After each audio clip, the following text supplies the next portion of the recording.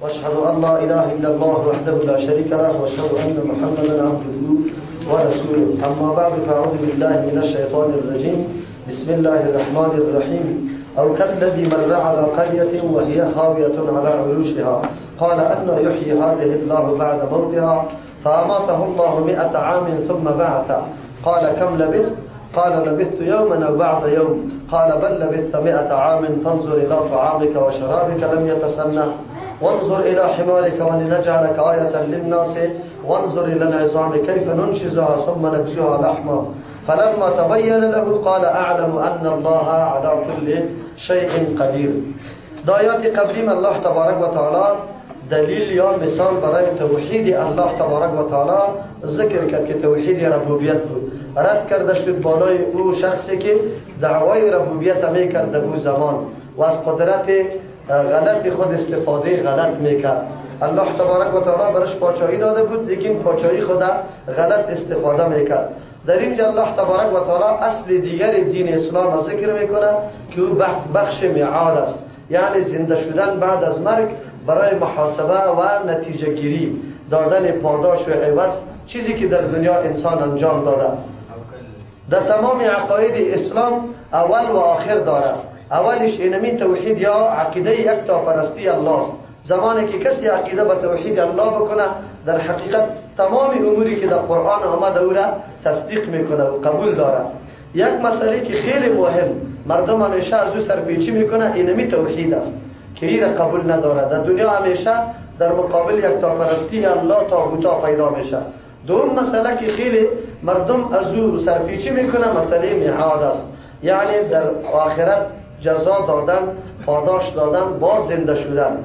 و این به خاطری است که اکثر انسان ها تمام مسائل سر عقل خود قیاس میکنه، چون ما طبیعتا همینطور پیدا شدیم که باید همه چیز لمس بکنیم، ببینیم، بوی بکنیم، بشنویم. هرگاه یک مسئله خلاف حواس پنجگانه ما موجود باشه باز اینجا انسان راه انکار را پیش میگیره، برش بعید معلوم میشه. از همه خاطر است که کتابا یا وحی آسمانی الله تبارک و تعالی همیشه مردم به این مسئله دعوت میده که تنها در این جهان مادی شما نظرتان بند و محصور نباشه. قرآن یا وحی الله تبارک و تعالی شما را به علوم آشنا میسازه که به هیچ وجه شما درک از او را کرده نمیتونید. ان شاء الله پیش رو بر ما و شما آیات متشابهات و محکمات میاد. عاجزی انسان در مسئله علم ثابت میکنه که فوق کل ذی علم علیم است. از همون خاطر است حال انسان چرا انکار میکنه. همین موضوع را همیشه میگم، شاید در دیگه آیات ها باز تشریح نکنم. اموری را که انسان مشاهده میکنه اگر به طریق تکرار واقع میشه عادتا برای مردمی طور معلوم میشه که قابل امکان است و سخت نیست. اموری که یک مراتب خلاف عادت واقع میشه این به نظر انسان بسیار بعید می باشه، بسیار دور می باشه. از همون خاطر گاهی اوقات راه انکار را پیش میگیره. اموری که از دست انبیا علیهم السلام صادر میشه به نام معجزات مردم همینطور فکر میکردن، چون یک مرتبه واقع میشد خلاف عادت انسان ها بود، از اون خاطر راه انکار را پیش میگرفتن، میگه نه امکان نداره. حالان که اموری که فعلا در دنیا ما مشاهده میکنیم یا در پیش الله تبارک و تعالی امور عادی است و هر امر غیر عادی که تکرار نمیشه هم در پیش الله تبارک و تعالی چی است؟ عادی است. هیچ کدام تفاوتی نداره. فقط در نظر انسان یک امر اگر زیاد تکرار شود او برش عادی معلوم میشه، اگر زیاد تکرار نمیشه او غیر عادی معلوم میشه.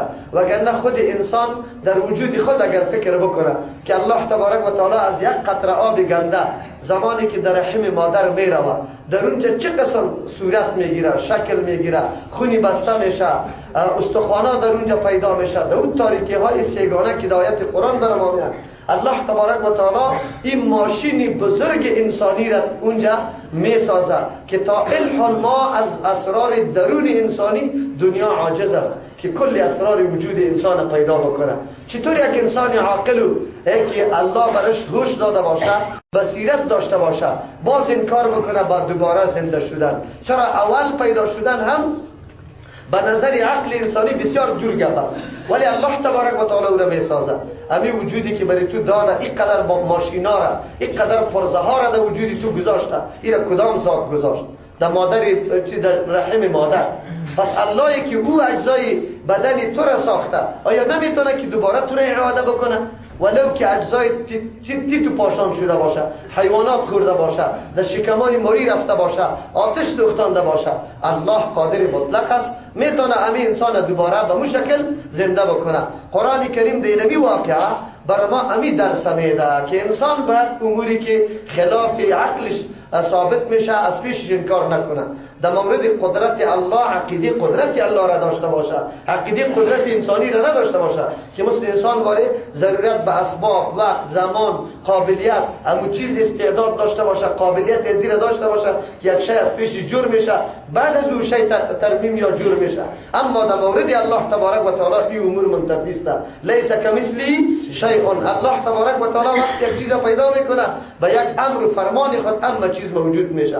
از همین خاطر است که الله تبارک و تعالی برای اطمینان قلبی و اینکه ما بدانیم که همه امور در پیش الله مثل امور عادتی واری است، این نوع مجال انکار وجود نداره. از این خاطر یک واقعه را برای ما ذکر میکنه. او کالذی مر علی قریة، یا کمال قدرت الله تبارک و تعالی در این واقعه چه قسم ترسیم میشه و این در حقیقت مثالی است که الله اولیای چیست؟ مؤمن است، ولی مؤمن است. مؤمنا را قلبشان روشن میسازه، دلایل حقانیت الله تبارک و تعالی برشان مجسم میشه، مصور میشه. از همون خاطر است که الله تبارک و تعالی واقعه را برای اطمینان قلبی، مثل که اون شخصی که این کار تیر شده برای ما شما اطمینان قلبی محسوس چی میشه؟ بگه ثابت میشه. از این خاطر که انسان باز انکار نکنه، عقیده داشته باشه که روز آخرت آمده نیست. من مورد سوال و جواب قرار میگیرم و ما پیش براتون گفته بودم که عقیده آخرت عقیده انقلابی است. کدام تغییرات و تحولاتی که در مسیر انسان، در فکر انسان، در وجود انسان میاره عقیده آخرت است. اگر تو در هر موقعی که قدرت پیدا میکنی که ظلم بکنی، مال کسی را بگیری، آبروی کسی را برزانی، با مجرد که در یادت میاد که الله از پیش ما بازخواست میکنه، دستت میگیری. از همون خاطر است در نظام دنیای امروزی اون طایفه هایی که عقیده به آخرت نداره در ظلم خود اول نمره است، پیشتاز است. چرا که او این عقیده را نداره که از ما بازخواست میشه و هر نوع ظلم نعوذ بالله جایز میدانه. شما بعضی تمثیلای همین مردمای ظالم مشاهده میکنید در فیلم ها و در این گپا که چه حالت میشه. اما کسی که عقیده به آخرت داره ولو که هر قدر ظالم باشه باز در پیش رویش گپ میاد که من پیش الله تبارک و تعالی میرم. او کالذی، یا به مثل اون شخصی که مر تیر شد علی قریة، بالای قریه. قرآن در اینجا شخص هم نامش نگرفته، قریه هم نامش نگرفته. بهترین گپ امیسته که همینطور ما به هم بگذاریم. اگرچه مفسرین مراد از کسی که تیر میشه او را عزیر علیه السلام میگه، کسی حزقیل علیه السلام نامش میگیره، مراد از قریه بیت المقدس میگیره یا ایلیا را میگیره. بختنصر بیت المقدس خراب کرده بود، مردمش بعضی مهاجر شده بود، بعضی کشته شده بود، خانه ها افتاده بود. خب قرآن به طریق تمثیل بر ما بیان میکنه که این شخص اینطور یک قریه تیر شده که آبادی ها از امرای چتای خود افتاده بود، استخوانه تو پاشان پراگنده یکی با دیگه چیست ذره ذره شده افتاده بود. یک دفعه در دلش گشت ولی آدم مؤمن است، پیغمبر است، چرا که الله کلام قطعش کرده، از این پیغمبریش معلوم میشه. او مؤمن است چرا که عقیده داره که الله زنده میکنه. اما کیفیت زنده کردن چطور است؟ الله تبارک و تعالی همین مرده هایی که اینجا در زیر خاک شده و حتی مردمایی که در یک خانواده و با هم مختلط شدن، چطور الله یارا پس زنده کنه انسان ها؟ کیفیت از این را استفسار بکنه و این درس برای ما و شماست که ببین اینی طور حالت برای زیادت ایمانت انسان استفسار کرده میتونه، خو یقینت ثابت باشه، مثل که ابراهیم علیه السلام هم همین استفسار کرده. الله میگه و هی خاویتون، در حالی که همین قریه خاویتون افتاده بود. خاویت دو معنا داره، خالی بود از ساکنینشان. او قاعده همین است که هرگاه امارتگرا مردمای زنده نباشه قریه بالکل خالی میشه. او خاویه افتاده را هم میگن علی عروشها، این معنا راجح است. خاویتون افتاده بود علی عروشها، به چتا و سقفایشان، بامای خانه ها افتاده بود، بعد از دیوالا سرش چپه شده بود، یعنی حالت خیلی ویران بود. او خصلتون بود. قال گفت می شخص انا یحیی، چه قسم زنده میکنه؟ اینطور نیست چه قسم، به کدام کیفیت، به کدام صورت زنده را خو میکنه، یقین داره. خو صورتی زنده کردن چطور است؟ که انا یحیی، چه قسم، به کدام کیفیت یحیی زنده میکنه، هذه اینی قریه را، اهلی قریه را، الله تبارک و تعالی پس آباد میکنه این قریه را.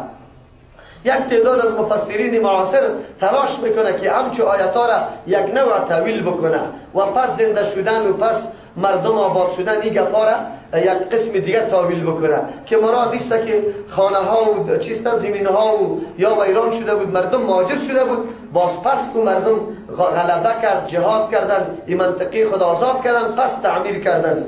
او معنای حیات مردم است که استقلال در دستشان آمد. معنای ممات مردم است که زیر فشار مردم قرار داره، زیر شکنجه قرار داره. لیکن این تاویلات با آیات قرآنی سازگار نیست. در مورد قدرت الله تبارک و تعالی انسان هیچ وقتی طور نگوید که الله نمیتونه، بالکل میتونه. چرا معجزات انبیاء علیهم السلام همیشه خلاف چی میباشه؟ عادت میباشه. بعد موتها پس از مرگ اینمی اهالی قریه که هیچ کس باقی نمانده. فاماته الله 100 عام، الله ایرا وفات کرد. یعنی این مرگ عارضی بود، اما مرگ اجلی یا تاریخی نبوده. پس میران دیر الله تبارک و تعالی 100 عام 100 سال. ثم بعثه، بعد از او را زنده کرد، پس در حالت اولی آورد. در هیچ کدام بعد نیست. ما خود میبینیم الله متعال ما را محسوس نشان میده. مار و همچنان دیگه حشرات اگر ما میبینیم در زمستان وقتی که سردی میشه وجودش منجمد میشه، از حرکت میمانه، نه ضرورت به خوردن، نه به تنفس، نه به هیچ چیز نداره. زمانی که گرمی میشه پس حالت حرکت خود اختیار میکنه. ما مشاهده میکنیم و میگه پاره این کلش قدرت، نشانه قدرت کیست؟ الله تبارک و تعالی. پس وقتی که یک حشره را الله تبارک و تعالی طور خاصیت برش داده که در حالت سردی منجمد شود، هیچ حرکت نکنه، هیچ نیاز به خوردن نوشیدن نداشته باشه، آیا الله انسان نمیتونه به این قسم منجمد بسازه؟ بالکل میتونه. الله متعالی که او کار میکنه این کار میتونه. خود تنها در مورد انسان طبیعت اینطور آمده، الله تبارک و تعالی عادتش است که باید خوردن بکنه، تنفس بکنه، بدون از این امکان نداره. اما در مورد این حیوانات الله این سیستمی زندگی را برشان تعیین کرده. اگر الله عوض کنه این سیستم زندگی را، کدام بعد یا دوری موجود است؟ بگه محال موجود میشه. الله از قدرت داره. قال کم لبث، زمانی که زنده کرد پس همی شخص الله از پیشش سوال میکنه، از همی خاطری پیغمبر است، چقدر درنگ تیر کردی؟ قال او مردکه میگه لبثت یوما او بعد یوم، من درنگ تیر کردم یک روز یا بعض یک روزه. آدم صبحکی داخل شده بود در قریه، حالتی خراب دیده بودی، سوال برش پیدا شده بود. حالی که پس زنده شده قریب است که آفتاب چی می؟ یا غروب نکرده بود، نزدیک به غروب بود، یا غروب کرده بود. از خاطر یا اگر غروب کرده بود گفت یک روزه تیر کرده. او وقتی که اگر آفتاب غروب نکرده بود چی گفت؟ بعضی روزه ما تیر کرده. قال الله تبارک و تعالی برش میگه بل لبثت، بلکه تو درنگ تیر کردی 100 عام 100 ساله. اصحاب کهف 300 ساله درنگ تیر میکنه، این 100 ساله درنگ تیر میکنه. از کجا معلوم شود که آدم ثابت بکنه که من 100 سال سرم تیر شده؟ الله تبارک و تعالی اول تعجب به آدم که پیدا میشه در مورد وجود خود است که الله گفت که 100 سال تیر شده. یک دفعه در ذهن خود آمد که در 100 سال گشنه تشنه او بدنم خراب نشده، حشرات کرمها مرا نخورده، حیوانات نامده، این چطور امکان داره؟ از همون خاطر اول الله دلیلی باقی ماندن امیره گفته. گفت فانظر الی طعامک، نظر که به خوراکی و شرابک، به چیزی نوشیدنی، لم یتسنه، که یک ذره هم تغییر دهیش نآمده. امو خوراک یک چیزی است که زود که ساحل چی میشه؟ تغییر میخوره، بدبو میشه و هر چیزو نمیخوره. لیکن خوراک در حال خودش موجود بود. خب باز حالی یقینی آدم نمیاد که شده میتونه یک روز باشه. کی میگه که 100 سال است؟ حالی متوجه به چیست؟ مرکب. وانظر الی حمارک، نظر بکو به مرکبی، چیزی که تو سرش سوار میشدی. ولی نجعلک، چی کردم؟ احییناک، اینجا مقدر است عبارت، تو را زنده کردم. چرا؟ لنجعلک آیتا للناس، که بگردانم تو را عبرت برای مردم، مثال نشانه قدرتی الله تبارک و تعالی برای مخلوقات دیگه. چرا؟ که یقینشان پیدا شود که هر مرده پس زنده میشه، الله او را زنده میکنه. وانظر الی العظام، آلی بی خر دیگه مرکب بسیار عمر داره، او در حیوانات سخت طبیعت است. او را بی که مکمل پاشان شده، ریزه ریزه شده، استخوانایش بیخی حتی باقی نمانده. حالی آدم ایران میمانه که راستی حتما این طعام است که چیزی زود فاسد میشه امیال موجود است. او مرکب که قدر سخت بدن است، سخت جان است، این بیخی ذره ذره شده. این حالی برش میگه که بی به این مرکبی.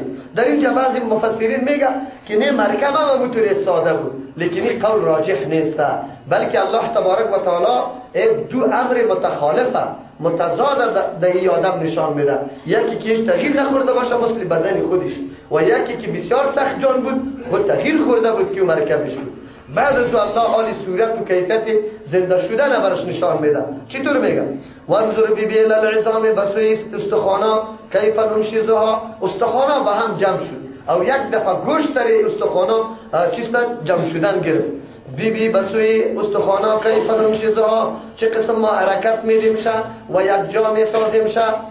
انشاز میگه هم حرکت دادن هم یک جا کردن. استخوان هم یک جا شد و هم حرکت کرد که یکی بود دیگه خود یک جا کرد. ثم نکسوها، بعد از او چه قسم میپوشانیم شه؟ لحمن گوشته. این می قسم الله تبارک و تعالی نفخ روح در بدن و بدن به می قسم کرده. آدم علیه السلام از کجا پیدا شد؟ فقط دانشه یا کالبوتی که از گل جور کرده بود. الله چطور انسان از پیشش جور میکنه؟ چطور روح در او میدمه؟ عیسی علیه السلام معجزه شمی بود که چیست شکل پرنده ها را جور میکرد از گل. بعد از او به حکم الله برش میگفت پرواز بکن، پرواز میکرد. کلش نشانه های قدرت کیست؟ الله. که انسان غافل نشود، انسانی طور فکر نکنه. این واقعیت گپ است، این واقعیت که انسان میبینه. بعضی انسان ها 4 روز که صحت خوب داشت یا مال و داراییش یک کمی زیادتر بود، شما باور به الله بکنید اگر الله یادش بیاد، یا نماز یادش بیاد، یا عبادت الله یادش بیاد، خودم بخی اینطور فکر میکنه که مستم. ولی زمانی که ادنا مرض سرش میاد بعد از میدانه که ای نفس ماهی اما در قدرت خودم نیست، ذات دیگری از که تغییرات احوال در وجود میاره. از خاطر الله این حالتا را بر انسان بیان میکنه که انسان غافل نشوی. در دنیا که تو آمده مورد بازخواست قرار میگیری، مسئولیت داری، تو وظیفه داری در دنیا. چه رقم وظیفه را پیش میبری؟ مطابق فرمان الله، مطابق تعلیمات پیغمبر، یعنی که از خود نقشه کشی میکنی و خود بیان میکنی، خود وضع قانون میکنی. چی کار میکنی؟ این را برای الله بر ما بیان میکنه. فلما تبین له، هرگاه که خود واضح شد له برای شخص. چه معنا؟ وقتی که برش متوجه شد که او مرکب چه قسم پس مرکب جور شد، قال گفت اعلم ان الله، خب یقین دارم که ان الله، یقینا الله تبارک و تعالی علی کل شیء قدیر، بالای تمام چیزا قدرت داره. انسان هم که ریزه ریزه شود، حیوانات بخوره شود، گوشتش کتی گوشت حیوانات مختلط شود، بازم الله او را زنده میکنه. از او خاطر دنبال این واقعه دیگر را میگه. اینجا خو یک حیوان بود، اجزای یک حیوان بود، الله او را زنده کرد. حالی واقعه که حیوانات متعدد شود، اجزایشان مکمل یکی دیگه چی شود؟ مختلط شود، هیچ باقی نمانه. حالی اونجا بی قدرت الله تبارک و تعالی را. از همون خاطر است که مقام ابراهیم، مرتبه ابراهیم خلیل الله از این شخص کده بالا بوده. چرا؟ مثالی که برای ابراهیم خلیل الله گفته میشه و مثال در عقل انسانی بسیار چی است؟ بعید معلوم میشه. خب ولی ابراهیم خلیل الله طلب میکنه در یقین خب مثل ابراهیم خلیل الله کی باشه؟ در ایمان خب مثل ابراهیم خلیل الله کی باشه که در آتش مندازه ضرورت به جبرئیل نداره؟ اینطور عقیده به الله داره، ولی چرا مثال طلب میکنه؟ اشاره برای ما و شماست. مؤمنا باید در طلب دلیل باشه. ایمان دو قسم است، یکی ایمانی است یکی فطری در تو آمده، یکی ایمان استدلالی است. اسلام دو قسم است، یکی اسلام تذکیری و میراثی است، یکی اسلام چیست بگوی؟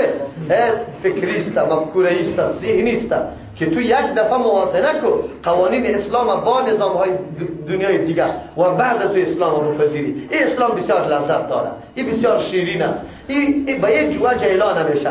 اما اسلام های میراثی و تذکیری آرام هیچ چیزیش نمیفهمی. مسلمان هستی بله، چرا نماز میخوانی نمیفهم فلسفیش؟ چرا ایمان به الله داری؟ آری تو که اقرار به لا اله الا الله میکنی چی پیامبری تو داره؟ زیاد مسلمان ها را سوال کنی که امی ایمان یا اسلام برای تو چی بخشیده، چی امتیاز برات داده؟ نمیدانه. اگر مردم سر ما اعتراض بکنه که اسلام چی برات داده، صبح از خواب میخیزانت، 5 وقت را مکلف به وضو کردن و نماز خواندن میکنه، در عین گرمی تو را روزه را حکم میکنه، مال اولی دست پیدا کردی به مردم بده، تو را این امر میکنه. در حج برو قدر تکالیف اونجا بکش. آن چیزی که خلاف طبیعت است، محیط تراش کو، سری پر نکو، عطر نزن، بگوی ناخونای تا نگی، دو لباسی کفن مانند بپوش. این کلش اموری است که با طبیعت انسانی گوارا نیست. خیر اسلام برای تو چی میده که تو امیر محکم گرفته؟ بگوی جواب اسلام اولین چیزی که برای ما میده امن میده. زندگی امن دنیا و آخرت. اسلام است که در جهان امن میاد. بدون اسلام در جهان امن آمده نمیتونه. دنیا که هر قدر پیشرفته شود، هر قدر وسایل جدید پیدا کنه، به الله قسم که کامراهای چیست تعقیبی در خانه و اتاقای کلی انسانهای جهان مانده شود، بازم جنایت صورت میگیره نمیگیره.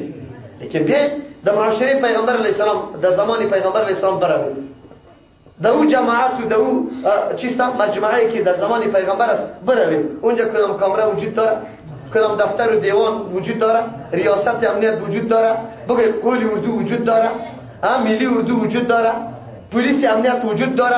ولی چطور امنیت است، چطور صمیمیت است، چطور فضای محبت است؟ از کجا پیدا میشه؟ این اسلام میاد. جهان الهی غلط میگه که ما کمیسیونا جور میکنیم که امن در جهان بیا. غلط میگه. هر وقتی کمیسیونا رو اعلان میکرد بگو غلط میگه، دروغ میگه. امن توسط کی میاد؟ اسلام میاد. چرا؟ اسباب امن اسلام فراهم کرده. اسباب امن اسلام فراهم کرده یا نه؟ چطور فراهم کرده؟ نماز از اسباب امن است. تو با این قدر دوری و با این قدر پراگندگی باید در یک اینمی مسجد داشت پیشین یک جای شوی، کلیتان در یک صف استاد شوی. تفاوت باید در بینتان نباشه. امیر و فقیر باید شناخته نشه. کلگی عاجزی به الله تبارک و تعالی میکنی. اسباب امن است یا نه؟ هر کدامیتان تلاش میکنی، اما یک کمی غروری که برات پیدا شده بود در نماز که صبح شدی که الله اکبر گفتی، خود به خودم اون غرور از بین رفت یا نه؟ رفت. اسباب امن. روزه اسباب امن است، زکات اسباب امن است، حج اسباب امن است. پشتی سر آمده رو است ان شاء الله در کدامش گپ بزنیم که اسلام چقدر اسباب امن مهیا ساخته که در جهان امن بیاد. ما باید اینه آل اسلامی مفکوره و ذهنی اینطور است، جواب داره در مقابل دشمن، برش استدلال میکنه که بله بیا عملا نشان بده. در روزای حج برو همین قدر مخلوق جهان 6 میلیون نفر در یک منطقه کوچک یک جا بشه، ادناترین تجاوز از یک دیگه دو دشنام میبینی؟ نمیبینی. امسال 7 میلیون نفوس گشنه ماندن اونجا. یکی دیگه سرش تعرض شد. چی نظم و نظامی است؟ اسلام دینی نظم است. اسلام دینی چیست؟ بگوی امن است. اسلام دینی محبت است. اسلام دینی یکتاپرستی است. اسلام دینی مساوات است. در عرفات کلگی عاجزی به الله دست بالا گرفتن. اگر ابیری کل ممالک است، اگر هر کس است، اسلام دینی مساوات است. شما دعای غلط نکنید، مردم فریب ندید. خب با تاسف که امروز معلمین اسلام، دعواگرای اسلام بسیار ضعیف است. هیچ از اسلام بهره‌مندی نداره، فقط میراثی مسلمان است. خیر خلاص دیگه گپا رو نمیفهمه. ادنا اعتراض که از اون طرف وارد میشه بکمن سمون برش چیست گنگ است، برش جواب داده نمیتونه. قرآن اینجا برای تو میگه که تو بچه به ملت ابراهیم خلیل الله شد. ابراهیم خلیل الله تنها به ایمان فطری اکتفا نکرد، پشت استدلال گشت که آیا بله صورت و کیفیت زنده شدن چطور است، ما باید این را جستجو کنیم. ابراهیم خلیل الله اینطور جستجو کرده بود، موتو دیگر کم جستجو میکنه. نگفتم براتون امیالی که حشرات بی در زمستان قرار و قرخت است، زنبور در اونجا است، ولی زنبور جاندار بود، یا ضرورت به خوراک به هر چیز داشت. چطور رو زنده باقی میمانه؟ قدرت الله تبارک و تعالی است. تو استدلال بکن از اینجا. این درخت نمیبینی؟ این مرده نیست امیالی؟ نه نشو داره، نه نمو داره، هیچ چیز نداره، نه برگ داره، هیچ چیز هم نداره، ولی بهار میشه چی حالت سرش میاد؟ یک درخت خالی را میبینی که سیبای سرخ گرفته، انگوری که از لذتش سیر نمیشی. و انسان تو باید در میعاد و در باز دوباره زنده شدنی در ماحول روزمره سال به سال توی را مشاهده میکنی، سال به سال تو مرده را زنده میبینی، ولی بازم تو عقیده نمیکنی. راستیتان بگوی که بعد از این قدر استدلالات اگر یک کسی از آخرت انکار میکنه قابل چه قدر ملامتی است، چطور جزا برش داده شود؟ الله که به کافر جهنم میگه که عذاب دائمی است. چرا میگه؟ کافر از ماحول خود از بصیرت خود، از قابلیت خود، از حواس خود هیچ استفاده نکرد. فقط چی را فهمید؟ خوردن، نوشیدن، خواب کردن. نعوذ بالله. این غرض دنیا خود قرار داده، از خاطر الله عذاب دائمی برش میده.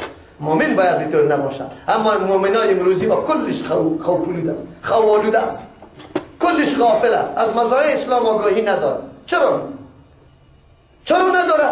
باز میایم در اون مسئله که از کتاب الله دور ماندن، از حدیث پیغمبر دور ماندن. یک حدیث پیغمبر تو بخون در مورد طهارت، باز بعد از او سرش تشریح کن، تشریحات بده که کل طب تو را در یک حدیث پیغمبر جمع میشه نه؟ او روز دیر نکردیم کل اقتصاد قل العفو جمع نشده بود؟ یک چیزی که زاهد داری مصرف کن سری مستمندان، کل اقتصاد جمع شده یا نشده در یک کلمه قرآنی کریم. اگر ما تفکر بکنیم، خب ما از همیشه از قرآن و حدیث دور ماندیم، افسوس است. خب ما گله از کی بکنیم؟ ملاهای ما نمیمانه ما را در ترجمه قرآن، از دیگه چی گله کنیم؟ دشمنای دین خب بعد یک قدر شبهات اعتراضات بکنه که هیچ پرسان نکنه. ما از کی گله کنیم؟ کدام طرف بریم؟ الله رحم بکنه. خب قرآن هم میخوانیم ان شاء الله. الله برای کل ما و شما بصیرت نصیب کنه. همینطور یقینی که ابراهیم خلیل الله داشت، ادم راه و نقش قدمش الله ما را ببره، همونطور یقینی که او داشت. در حدیث بخاری شریف نه ابی هریره رضی الله عنه میگه که اگر یعنی ابراهیم خلیل الله این گپ از شک نگفته، اگر او از شک میگفت از او کده ما خیلی لایق در چی بودیم؟ در شک بودیم. چرا ایمان ما و از او مقایسه شده نمیتونه. از او خاطری واقعا الله اینجا میگه و از قال ابراهیم رب ارینی، قابل یادآوری است در آن وقتی که گفت ابراهیم علیه السلام پروردگار ارینی مرا نشان بده کیف تحیی الموتى، چه قسم زنده میکنی مرده ها را. اینجا موتا جمع است، یک مرده نیست، مرده ها را با هم چی رقم تو زنده میکنی. قال الله تبارک و تعالی میفرما این سوال چرا الله میکنه؟ یک تعداد جهال پیدا میشد میگفت که ابراهیم خلیل الله خو شک داشت، نعوذ بالله. الله می سوال ذکر میکنه که همی وهم به کسی پیدا نشود. چرا؟ قال ولم تؤمن، تو یقین نداری در دوباره زنده شدن مرده؟ قال بلا، چرا؟ ای الله یقینم خود مکمل است. ولکن لیطمئن قلبی، لیکن بخاطری که دلم اطمینان بگیره. علمی که از استدلال به دست بیه و از مشاهده به دست بیه ای بسیار قوی میشه، ای عین الیقین میشه. چی میشه؟ عین الیقین جور میشه. ما شما پشت عین الیقین باید بدمیم، پشت حقیقت بگردیم، پیدا کنیم که اصلی واقعیت کجاست. ما شما را اینمی گفت توصیه است که برادران پشت این و آن نگردیم، پشت اعتراضات و انتقادات نگردیم، پشت حقیقت جویی بگردیم، دلیل پیدا کنی، واقعیت پیدا کنی که حقیقت چطور است. ما شما رو نمیگیم که گپای ما را مکمل بپذیرید، پشت حقیقت برید، قرآن پیدا کنی، جستجو کنی، حدیث پیدا کنی، باز براتان معلوم میشد اصلی دشمنای اسلام کیستن. امی اسلام کی دشمنی میکنه و کی مردم همینطور پس مانده و عقب مانده نگاه کردن که یا بیچاره حتی از مسائل عادی زندگی خود نمیدانه که در مورد اسلام داره. زن و شوهر از مسائل خود نمیفهمن، چه قسم طلاق واقع میشه، چه قسم عدت پوره میشه، این گپا را نمیفهمن. برای ما واضح شود که دشمنای اسلام از کدام ناحیه ما را ضربه میزنن. بالله قسم ای دو سنگرا همین قدر مداخلات نظامی داره، این قدر مضر تمام نمیشه که مداخلات فرهنگیش خیلی مضر تمام میشه، مداخلات تبلیغاتیش بر ما مضر تمام میشه. ما از ناحیه از ساحه اسلام دور کرده رئیس. قرآن بر ما درس میده. ابراهیم خلیل الله از استدلال کار میگیره، میگه لیطمئن قلبی، که قلبم اطمینان بگیره. یک آدم که مسلمان است بعد بگه اسلام به خاطر قبول کردم که اینی امتیاز داره، دلش قوت پیدا کنه. امروز در دنیای غرب کسی مسلمان میشه برو حالی بسوزان شاگرو از ایمان خود گشت نمیگرده. چرا؟ او به استدلال ایمان آورده، مقایسه کرده، دینا را با هم موازنه کرده، دیده، سنجش کرده که کدام را حق است کدام غلط است، کدام نیست.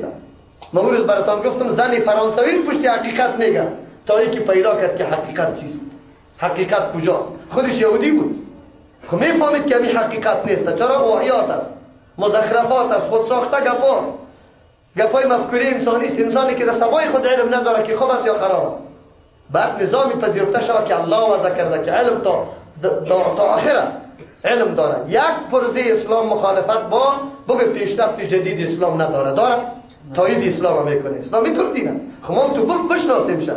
قال فخذ اربعه من الطير، الله برش میگه فرمان میده بگیر اربعه 4 من الطير از مرغان، چهار چرا بگو؟ انسان دارای 4 عنصر است: خاک، باد، آتش، بگو چیست؟ آب. اگرچه عنصر غالبش خاک است، 4 عنصر الله یک جای میکنه. مثل که اینجا 4 پرنده جدا جدا خاصیت و نوع داره، او الله یک جای میکنه. فسرحن اینا قطع قطع کو بعد از او چیست؟ با هم آور، یعنی یک جا کشه. الیک بسوی خود، ثم جعل، بعد از او بگردان، علی کل جبل، بالای هر کو، منهن، از اینمی مرغا، از امی پرنده ها، جزءا، یک جزء. خب کلولو کفته از پیش جور کو، از هر 4 پرنده باز یک جزئی از یاره در مستر کوها بگذار. ثم دعوهن، بعد از او آواز بده، یأتینک سعیا، که میاد پیش تو با بدو.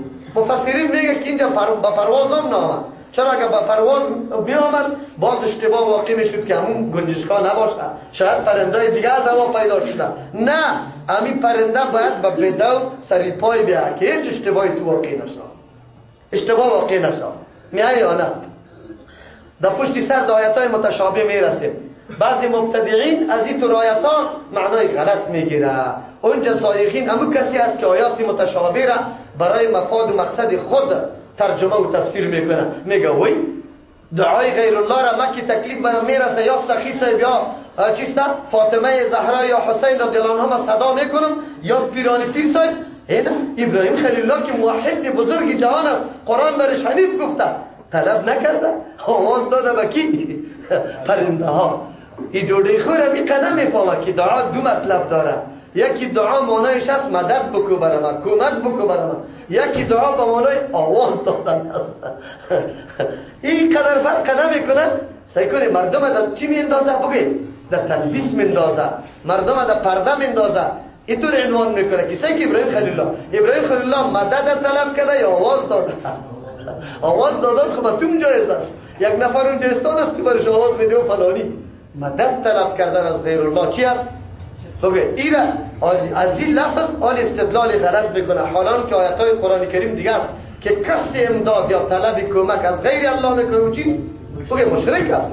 چطور اونجا آیت محکم وجود داره توی آیت حمل میکنی به اینطور معنا؟ این غلط گپ است. وعلم ان الله عزیز حکیم، بدانه ابراهیم خلیل الله که یقینا الله تبارک و تعالی عزیز زبردست ذات است. این بیان کمال قدرت الله است، زبردست ذات است، هر چیزی را که اراده بکنه میتونه. خمیره در کلگی نشان بده که کلگی ایمان داره. باز تو خلاف حکمت میشه. امتحان خود وقتی میشه که تو را در اختیار قرار بده امور غیبی باشه. اگر امور مشاهده شود کلگی بسر چشم میبینه، خود دنیا یک کافر باقی، باز در دوزخ کی بده؟ باز دوزخ برای الله برای چی جور کرده؟ نه، تو را امتحان میکنه. بله، قابلیت، استعداد، حواس، فطرت، اسباب، وسایل، نشانه های قدرت، راه های خوب و خراب مکمل برات بیان کرده و کل انسان علی السویه است یا نیست؟ علی السویه است. خب ما ببینیم که کی کدام راه را پیش میکنه، کی کدام مسیر طی میکنه. در اینجا 4 پرنده را گفته، مفسرین 4 پرنده را ذکر کرده. یکی طاووس است، یکی کبوتر است، او یکی هم چیست؟ زاغ است، او یکی هم خروس است. این 4 پرنده را میگه چرا انتخاب کرده؟ این 4 پرنده را که 4 صفتهای مذموم غلط داره. کدام است؟ طاووس بسیار در زیبایی خود تکبر داره، مینازه. او انسان هم در طبیعتش است که هرگاه برش یک کمی زیبایی نصیب شد او دیگه 1000 دفعه در آینه میبینه که من اینی طور هستم. کی تو را جور کرده؟ الله تبارک و تعالی. از زیبایی فایده غلط نگی دیگه، استفاده نادرست نکن. تو باید نشانه دلیل بگیری بالای قدرت الله که او قدرت ازاکی است، باید عبادت از ویر همون رقم بکنم که مرا بگه حسن داده. اللهم احسن خلقی کما احسنت خلقی، پیدایش مرا درست کرده، اخلاقی مرا درست کن. همینطور که صورتم درست است باید اخلاقم هم درست باشه. تلاش کنید. دوم، کبوتر بسیار غافل است، به وقت خو میره. چی است بگه؟ پیشکم را میگیره، گنجشکای دیگه هم میگیره. از این خاطر انسان باید غافل نباشه، به وقت خو نکن. مسلمان ها به وقت خو میکنن، اما تو رست یعنی به موقع چی در خو میکنیم؟ آلی خوب وسایل خو کردن بر ما آورده. در 2 بجه و 1 بجه، در 9 بجه و 10 بجه که وقتی خوم است، اونجا تلویزیون برام سریال مانده. در 1 بجه و در 4 بجه و 5 بجه که وقت سحر است، سوال و جواب است، عبادت است، او روح انسان تازه و نشاط پیدا میکنه، چست و چالاک میشی، این را برای خواب براتان خاص کرده. از همون خاطر در امتحانات چیست؟ چطور شدی بیادر جوانم؟ مشروط مانده من. در چند مضمون؟ در 3 مضمون. خود 2 مضمون دیگه استاد قطع کرد، دیگه را عذر کرد، دیگه انډیوال بیادرم بود، فلانی استاد یک میمونی وعده کرده، به طوری تو کامیاب میشی. خبر داری نه؟ تو یک دفعه قطع خود لازم بگی. این توصیه است برای شما جوانان محصلین. الحمدلله شما این قطع خود لازم بدانه. 9 بجه خواب کنه، 4 بجه صبح بخیزی، تهجدی تام بخون، بعد از کتابی تا پس کن، کلی درسای دیروزی تا در ذهنت میاد، درسی سبایی تا پس خود مطالعه کن، خودت کوشش کن حل کن کتابا، با فکر خود حل کن. باز بعد از اون من برات ضمانت میکنم که امتحان بیا بگو هر رقم سوالی که میاری استاد بیا، والله قسم اگر از پیش بترسم. ما رو خدا بدل کرد. من که میگم که سرمایه ما را مکمل دنیای دیگه برده، یذبحون ابناءهم، این کفار همون شیوه فرعونی ها را در پیش گرفته ذبح میکنه. خب بیکار کار وجود نداره، ما را ذبح کرده، در بدر هستیم. چرا؟ شاگردا چرا کامیاب نمیشن؟ چرا علم نداره؟ معلم مقرر میشه در صنفای ابتدایی دست داده میتونه. چرا؟ 12 سال تو زحمت کشیده، 14 سال 16 سال زحمت کشیده، 16 سال یک کسی درس بخونه؟ ها؟ باز بعد از تو از او سوال بکن، عجیب نیست؟ علتش ایسته که چیسته؟ خواب برده هستیم، به موقع خواب میریم، موقع را نمیشناسیم که در این موقع بعد ما تحصیل بکنیم، چی را بخوانیم. 3 خروس است. خروس غلبه شهوت سر از او زیاد است، نعوذ بالله. انسان باید غلبه شهوت نداشته باشه. چرا؟ غلبه شهوت تو را بیرا میسازه، منحرف میسازه، از کار و زندگی تو را میکشانه. اگر یک بچه کدام دختر را در پشتش بگیره، باز ببین که بچه کار میکنه یا نه. تمام روز موبایل نمرهش بزنه، گپ بزنه، سری تنگیر بگیره، نعوذ بالله، در این گپا مبتلا میشه. از او خاطر این صفت برای انسان به این سیستم نباشه. مثل خروس وای. 4 زاغ است. زاغ مردارخور است. در یک روایت چی آمده؟ چی کجیر، امی که زیاد مرداریا را میخوره. اردویش مردارخور است، نعوذ بالله، یا زیاد خور است. انسان باید زیاد نخوره و مردار نخوره.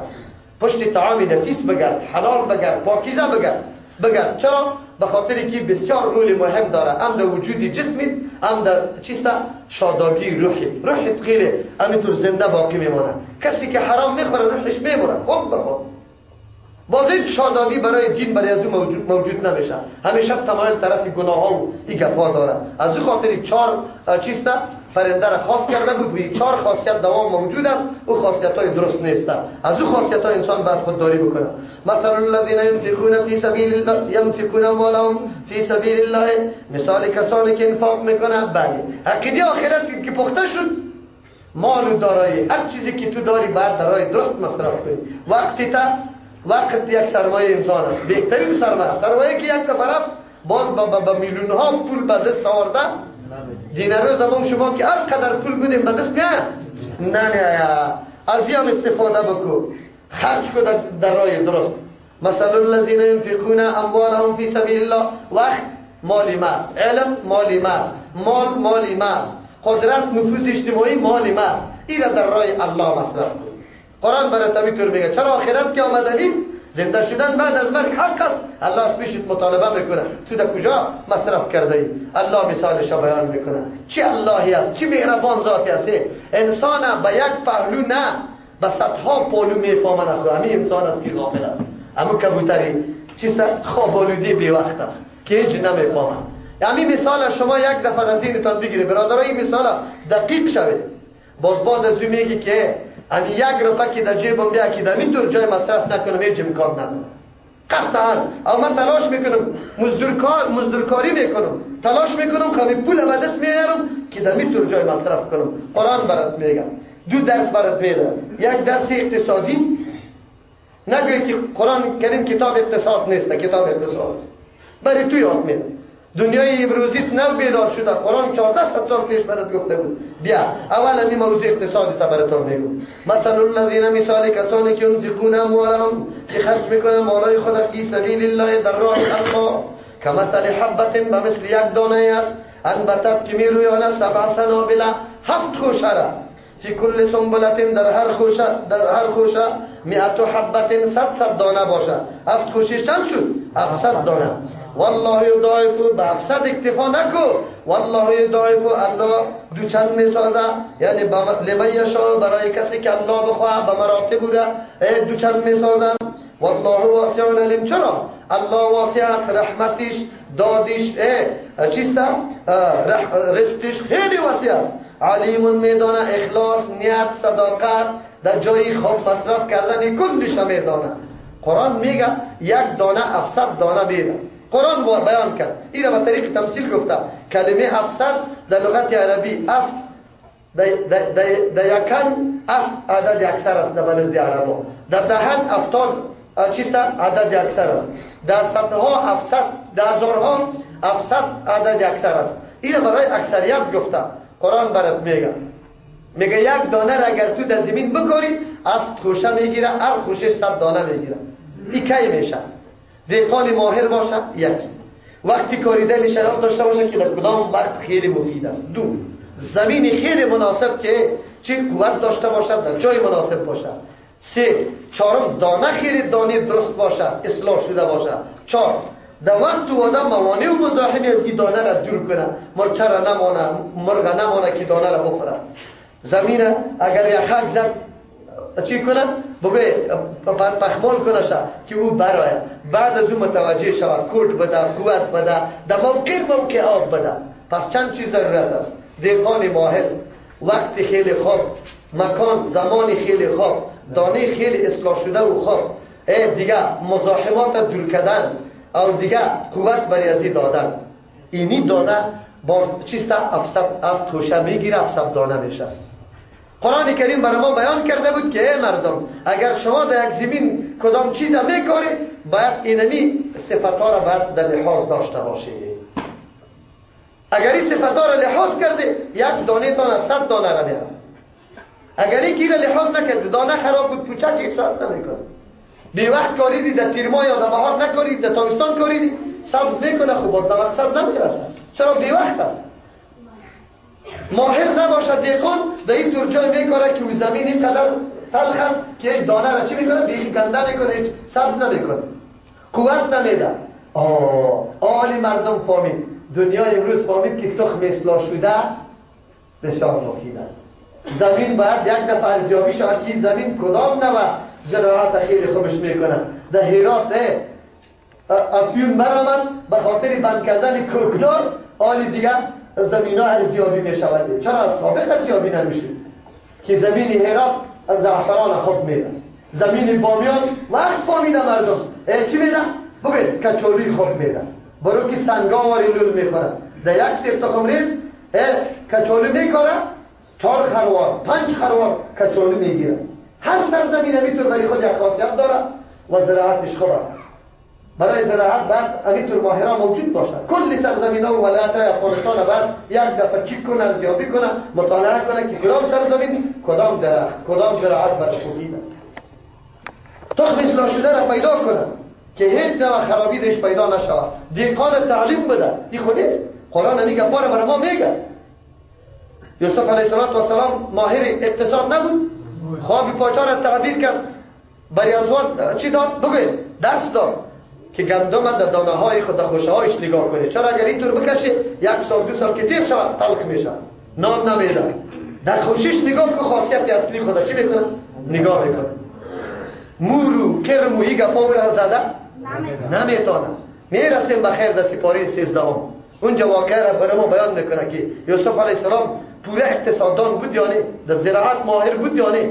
قرآن اینجا مهارت برای تو در زراعت بیان میکنه. سابق ما و شما سیب داشتیم، 1 سال بگویه اینقدر پر میگیریم که شاخا غرساس میده میشه. بجای از اینکه او در پخته شدن برسه در محالت خامیش مکمل میده میشود، هیچ بهره نمیگرفتیم. دیگه سال لخ درخت بود. حالی چرا درخت های سیب هر سال ثمر میده؟ زراعتی، سیبی زراعتی آمد. قرآن درس داد که تو معلوم کن. قرآن برای ما میگه ورسل الریاح لواقحه، ما بادها را حامله کننده روان کردیم. اوه درخت هم مردو چیستا مذکر و مؤنث داره. این شاخه یکی دیگه که میخوره با ثمر به بار میاره. حالا دیگه پیوند کو الان اونجا چی کن؟ در درخت شاخ معنیس مذکر پیوند کن، در مذکر معنیس پیوند کن. همه سال میوه بده. قرآن برای ما درس داده بود. دنیای جدید نوی گپا را پیدا کرده. قرآن 14 سال پیش گفته بود.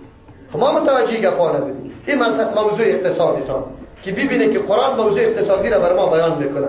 پشت تخم اصلاح شده بگرد، زمین درست پیدا کو، در وقت وعده بکرد، قوت برش بده. چرا؟ اینمی قسم در انفاق فی سبیل الله استفاده بکار است. آلی بیا در انفاق فی سبیل الله. حالا کراکری را طلب کردیم، روز پنجشنبه ختم دارم. کارتا را توضیح کرده رایستی جنابی مومن تو قرآن مطالعه کن، کتاب الله را بخون، بعد از تو آلی اقدام به صدقه بکن. اقدام به چی رقم صدقه بکن؟ اول دانه را پیدا کن، دانه خوبی شد، زمان خوبی شد، جای خوبی شد، ریا نباشه، تکلیف نباشه به مردم، زیاد مصارف زیاد نشه.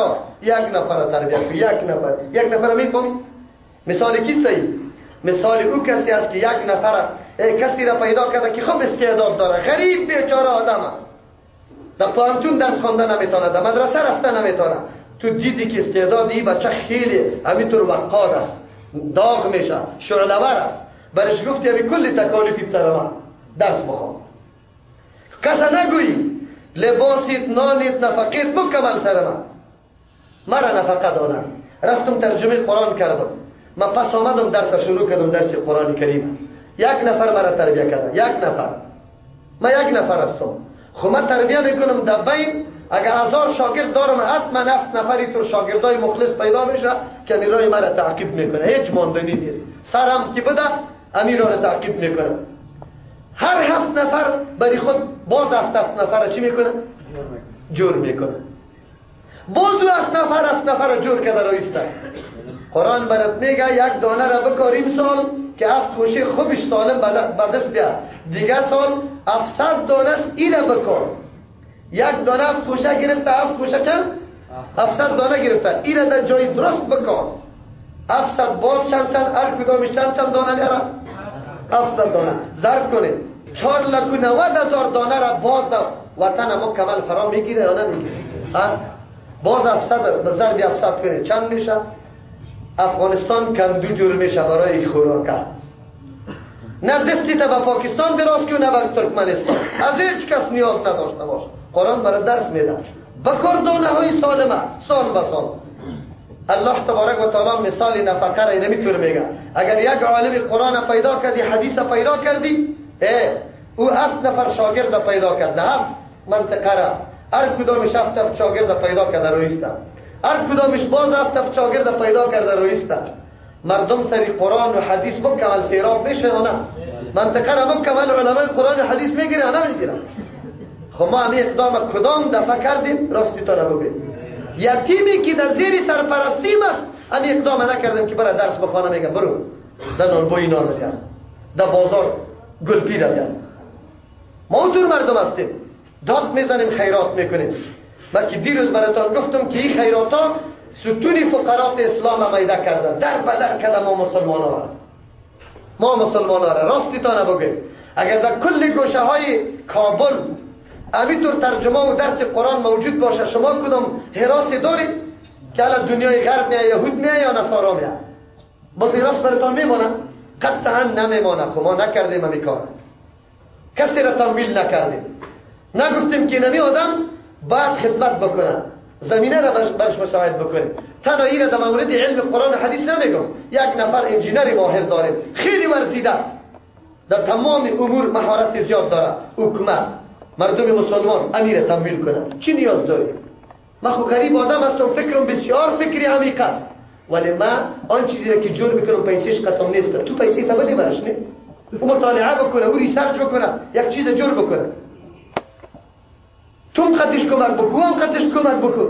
چی؟ خود به خود اقتصادی مملکت شکوفا میشه. ما خو امروز کسی که نابغه میشه یا فکری قوی داره توسط دشمنای اسلام یا پیچکاری زار میشه، یا مید برش مونده میشه، یا اغوا میشه، یا اختطاف میشه، یا یک رقم دیگه میشه. انتظام برای همچو افراد گرفته شده؟ نه، بلکه در مقامی که او آدم خدمت میتونه، کسی که رشته دار است، اقربا پروری است، این مردکه را در وظیفه خیلی خشره میده. نفری که این چیزم نمیفهمه امور در رأس کرسی میشانه. باز میگه افغانستان شکوفا شد. به الله قسم اگر شکوفا شد. تو تا حالی را مسئولیت به اهلش ندادی، موتر در دریور ندادی، موتر در دستی چی دادی؟ نجار. او نجاری را در دستی دریور دادی. او برات کلکین بسازه، او برات موتر چی بکنه؟ بدوانه. میتونه دوانده؟ قرآن نبی درس ها را برای ما میده خو ما نمیکنیم. پس میم در موضوع نفقه. شما باور به الله بکنید که من دلم سر افغانستانی ها میسوزم. یه افغانستان بیچاره که سالا مزدوری ممالک بیگانه را کرده. کلی ما اینم یالی بچه های ما یا در ایران است، یا در لندن است، یا در امریکاست، انواع ذلت متحمل میشه. خب که پس میایه یک کاری امیر رقم کاری که قرآن برای ما بیان میکنه که یک دانه کاری نباشه، از اون دانه ها پیدا شود. امی کار نکرده. کرده؟ کدام فابریکه را جور کرده اینجا؟ بگوی کدام کاری که امو عامل منفعه باشه کرده؟ نکرده. در راه دعوت و جهاد مصرف کردن اینمی رقم است، مثل که یک دانه 700 دانه را میاره. تو برو بمر 1000 سال با 5000 سال با این سلسله خیرات و صدقه دوام داره. هر روز که قرآن پس میشه، ترجمه قرآن میشه، تو خطش هستی؟ تو خطش نیستی؟ من قرآن پس کرده میدم. پاکستانی که برای من یک واده نام داده که من دیلمی ترجمه قرآن شریف است، ثواب داره. اگر من دعا بکنم اگر نکنم خدمتم که در دین میرسون قطمه شریک است. خبر داری نه؟ چرا که من را تربیت کرد، برای من زمینه را مساعد کرد، اما مساعد کرد. امروز علمای ما کل از اونجا تحصیل کردن میاد، داخلی مفت است. افغانستان چرا نیستن؟ چرا یک مدرسه خصوصی نداریم که تمویل شود از طرف ملت؟ این دولت به اون سر کار نداشته باشه. داریم در افغانستان کدام مدرسه که شهرت داشته باشه، در لنگی بسته شود، در دوری حدیث شود، کلش وابسته به دولت است. دولت هم چیزی میکنه که یک سال یک نصاب است، دیگه سال دیگه نصاب است. مردم ها سراسیمه شده که اول چی را بخونیم، چی را امتحان بدیم. این خدمت هاست. شما بگویید که حالی کسی که مؤمن واقعی است یک 16 پولی خود بیجا مصرف میکنه تا وقتی که ترجا پیدا نکنه که نمی رقم باشه که برش حتما 700 خوشه پیدا شود. ما خیرات منع نمی کنیم، ما بدعات منع نمی کنیم، ما کمر شکنی ها را منع نمی کنیم، ما رسوم جاهلیت را منع نمی کنیم. خیرات این نیست که قرآن بیان میکنه. تو یک مدرسه را تمویل کن. در یک مسجد ما بودیم ترجمه داشتیم در چهارراه حاجی یعقوب. شما باور به الله بکنید 40 نفر طالب ما اونجا داشتیم، مسافر هم بودن. عید قربان تیر شد، فقط یک دکتر صاحب همونجا امام است، امو به اون طالبان چی گوشت داده بود. اگر خود یک نفر دیگه یک پا گوشت رای کرده باشه او کلی مردم معلومات بود برش که اینجا شاگرد هستن. یا خود کلش ریاست، کلش سمعت است، خود شهرت دادن است. مردم برش فلانی خان بگه ختم داره، پشتش میایه. اینه آلی آیتا را خوانده برو که در کمرت میزنه و نه افسوس بکشی، دستی تا قخمال کنی که های چی مصارفی کردم من، به خاطر چی کردم. قرآن برات میگه نکو. راه دعوت و جهاد زنده نگاه کن، تمویل کن. یک مجاهد تمویل کن، برو در سنگر نان و نفقه خانوادیت سر ما هستن. تو امورت چی کن؟ او سرحدات اسلامی را نگاه میکنه، او برای تو تربیه میده مجاهد دیگر. این همین قسم عالم تربیه کن، همین قسم. باز تو بیبی که برای تو چی میاد که به اولاده و نبیرین صدقه جاریه دوام داره یا نداره؟ ما خود نمیفهمیم. خب الذين ينفقون اموالهم، دوم طایفه، کسانی که خرج میکنن مالای خود فی سبیل الله، در راه الله. راه الله را پیش تشریح کرده بودم برای اعلای کی؟ کلمت الله، که دین الله غالب شود، دین الله گسترش پیدا کنه، دین الله عام شود، خاص عام سر دین الله معلومات پیدا کنه. ما خوب میدانم شما باور به الله بکنید. خواهرای داریم که به الله قسم یک روزم از دلش نمیبره که در مدرسه را قضا کنه، ولی جیبی خود سعی میکنه که کرایه موتر نداره، کتاب مدرسه را داره، وجود نداره. پیش ما خودی ما مراجعه کرده، ما بالکل معلومات ها را داریم الحمدلله. اینطور نگه که مردم دین دوست نداره. الحمدلله همینطور خواهرای ما همیالی دمی شهر کابلی که مردم میره یک تیکه مرکزی فساد میگه، همینطور خواهرای داریم که انشاءالله قدم به قدم فاطمه رضی الله عنها میمونه. همونطور مبارز است، همونطور دعوتگر است، همونطور مخلص و دیندار است. خود چیست موقع برش نیست، زمینه برش مساعد نیست. چی بکنه بیچاره؟ یا از طرف خانواده ظلم است نمیمانه شد، یا کرایه نداره، یا عذر دیگری برش پیش است نمیتونه. بچه ها خوب است، همین بچه ها داری فعلا کلگی شایق ترجمه قرآن است. برای من با 10 مراتب زنگ زده شده که برای ذکورم کدام موتر است یا نه. به خاطر چی واسه سوال میکنه؟ خب بیچاره نداره. در این مرکز اگر بیا از یک جای دور 3-4 موتر تا بالا میشه، در 3 ساعت نمیرسه، او که برسان چقدر پولش مصرف شده. از همون خاطر وگرنه دین کلگی دوست داره، قرآن کلگی دوست داره، هر کس میخواه، زمینه برش مساعد نیست. ایماندارای ما که رقاصا را میاره در هتل‌ها چرا مصرف نمیکنه در همچوجا؟ کابل پر از سالونای عروسی است. یک محل بگوین که اینمی یتیمخانه است فلانی اوجی جور کرده برای یتیما شهدا، اینی مدرسه است فلانی اوجی جور کرده. مردم در اینجا قرآن و حدیث یاد میگیره. پیدا کنه برای سرمایه‌دارای ما هم پاکستان رو چوش کردن، هم ایران، در کل مملکت هم یالی سرمایه‌دارای افغانستان زیاد است. کلی کار در دست گرفته. خب کجا مصرف میکنه پولی خدا؟ الله رحم بکنه. خب الذين ينفقون اموالهم، کسانی که خرج میکنن مالای خدا فی سبیل الله، در راه الله، برای اعلاء کلمت الله، ثم لا یتبعون، بعد از پشت سرش نمیکنه ما از آن چیزی که انفقوا خرج کردن. چی را نمیکنن از پشت سرش؟ منن احسان گذاری را، منت گذاری را که من امرای تو اینی خوبی کردم، ولا ازن، نه اذیت دادن که حالا زکات برات دادم قطعا بیگار کشی کن.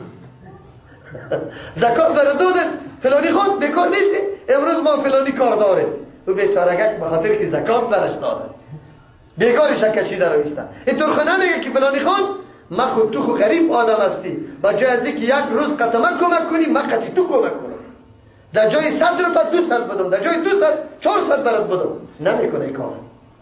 در افغانستان کلش چیسته یتبعون ما انفقوا من نوبل ازن است، یا منت میگذارن یا بگوی اذیت میدن.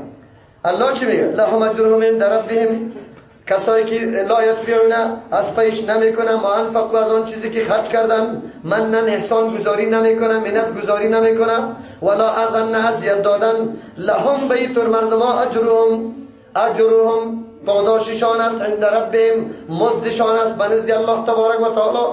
همونطور هدر نرفته. ولا خوف علیهم، آنقدر ثواب الله برشان بده که نمی باشه خوف بالایشان در روز قیامت. خوف نداره. چرا؟ در راه درست مصرف کرده مالی که الله برش داده. هیچ رقم خوف نداره که من غلطی کرده باشم در مال که الله برم داده. ولا هم یحزنون، غمگین هم نیسته. چرا؟ آن چیزی که مناسب بود انجام داده. چرا غمگین باشه؟ قول معروف، بله بعضی اوقات انسان قدش چیزی نیست،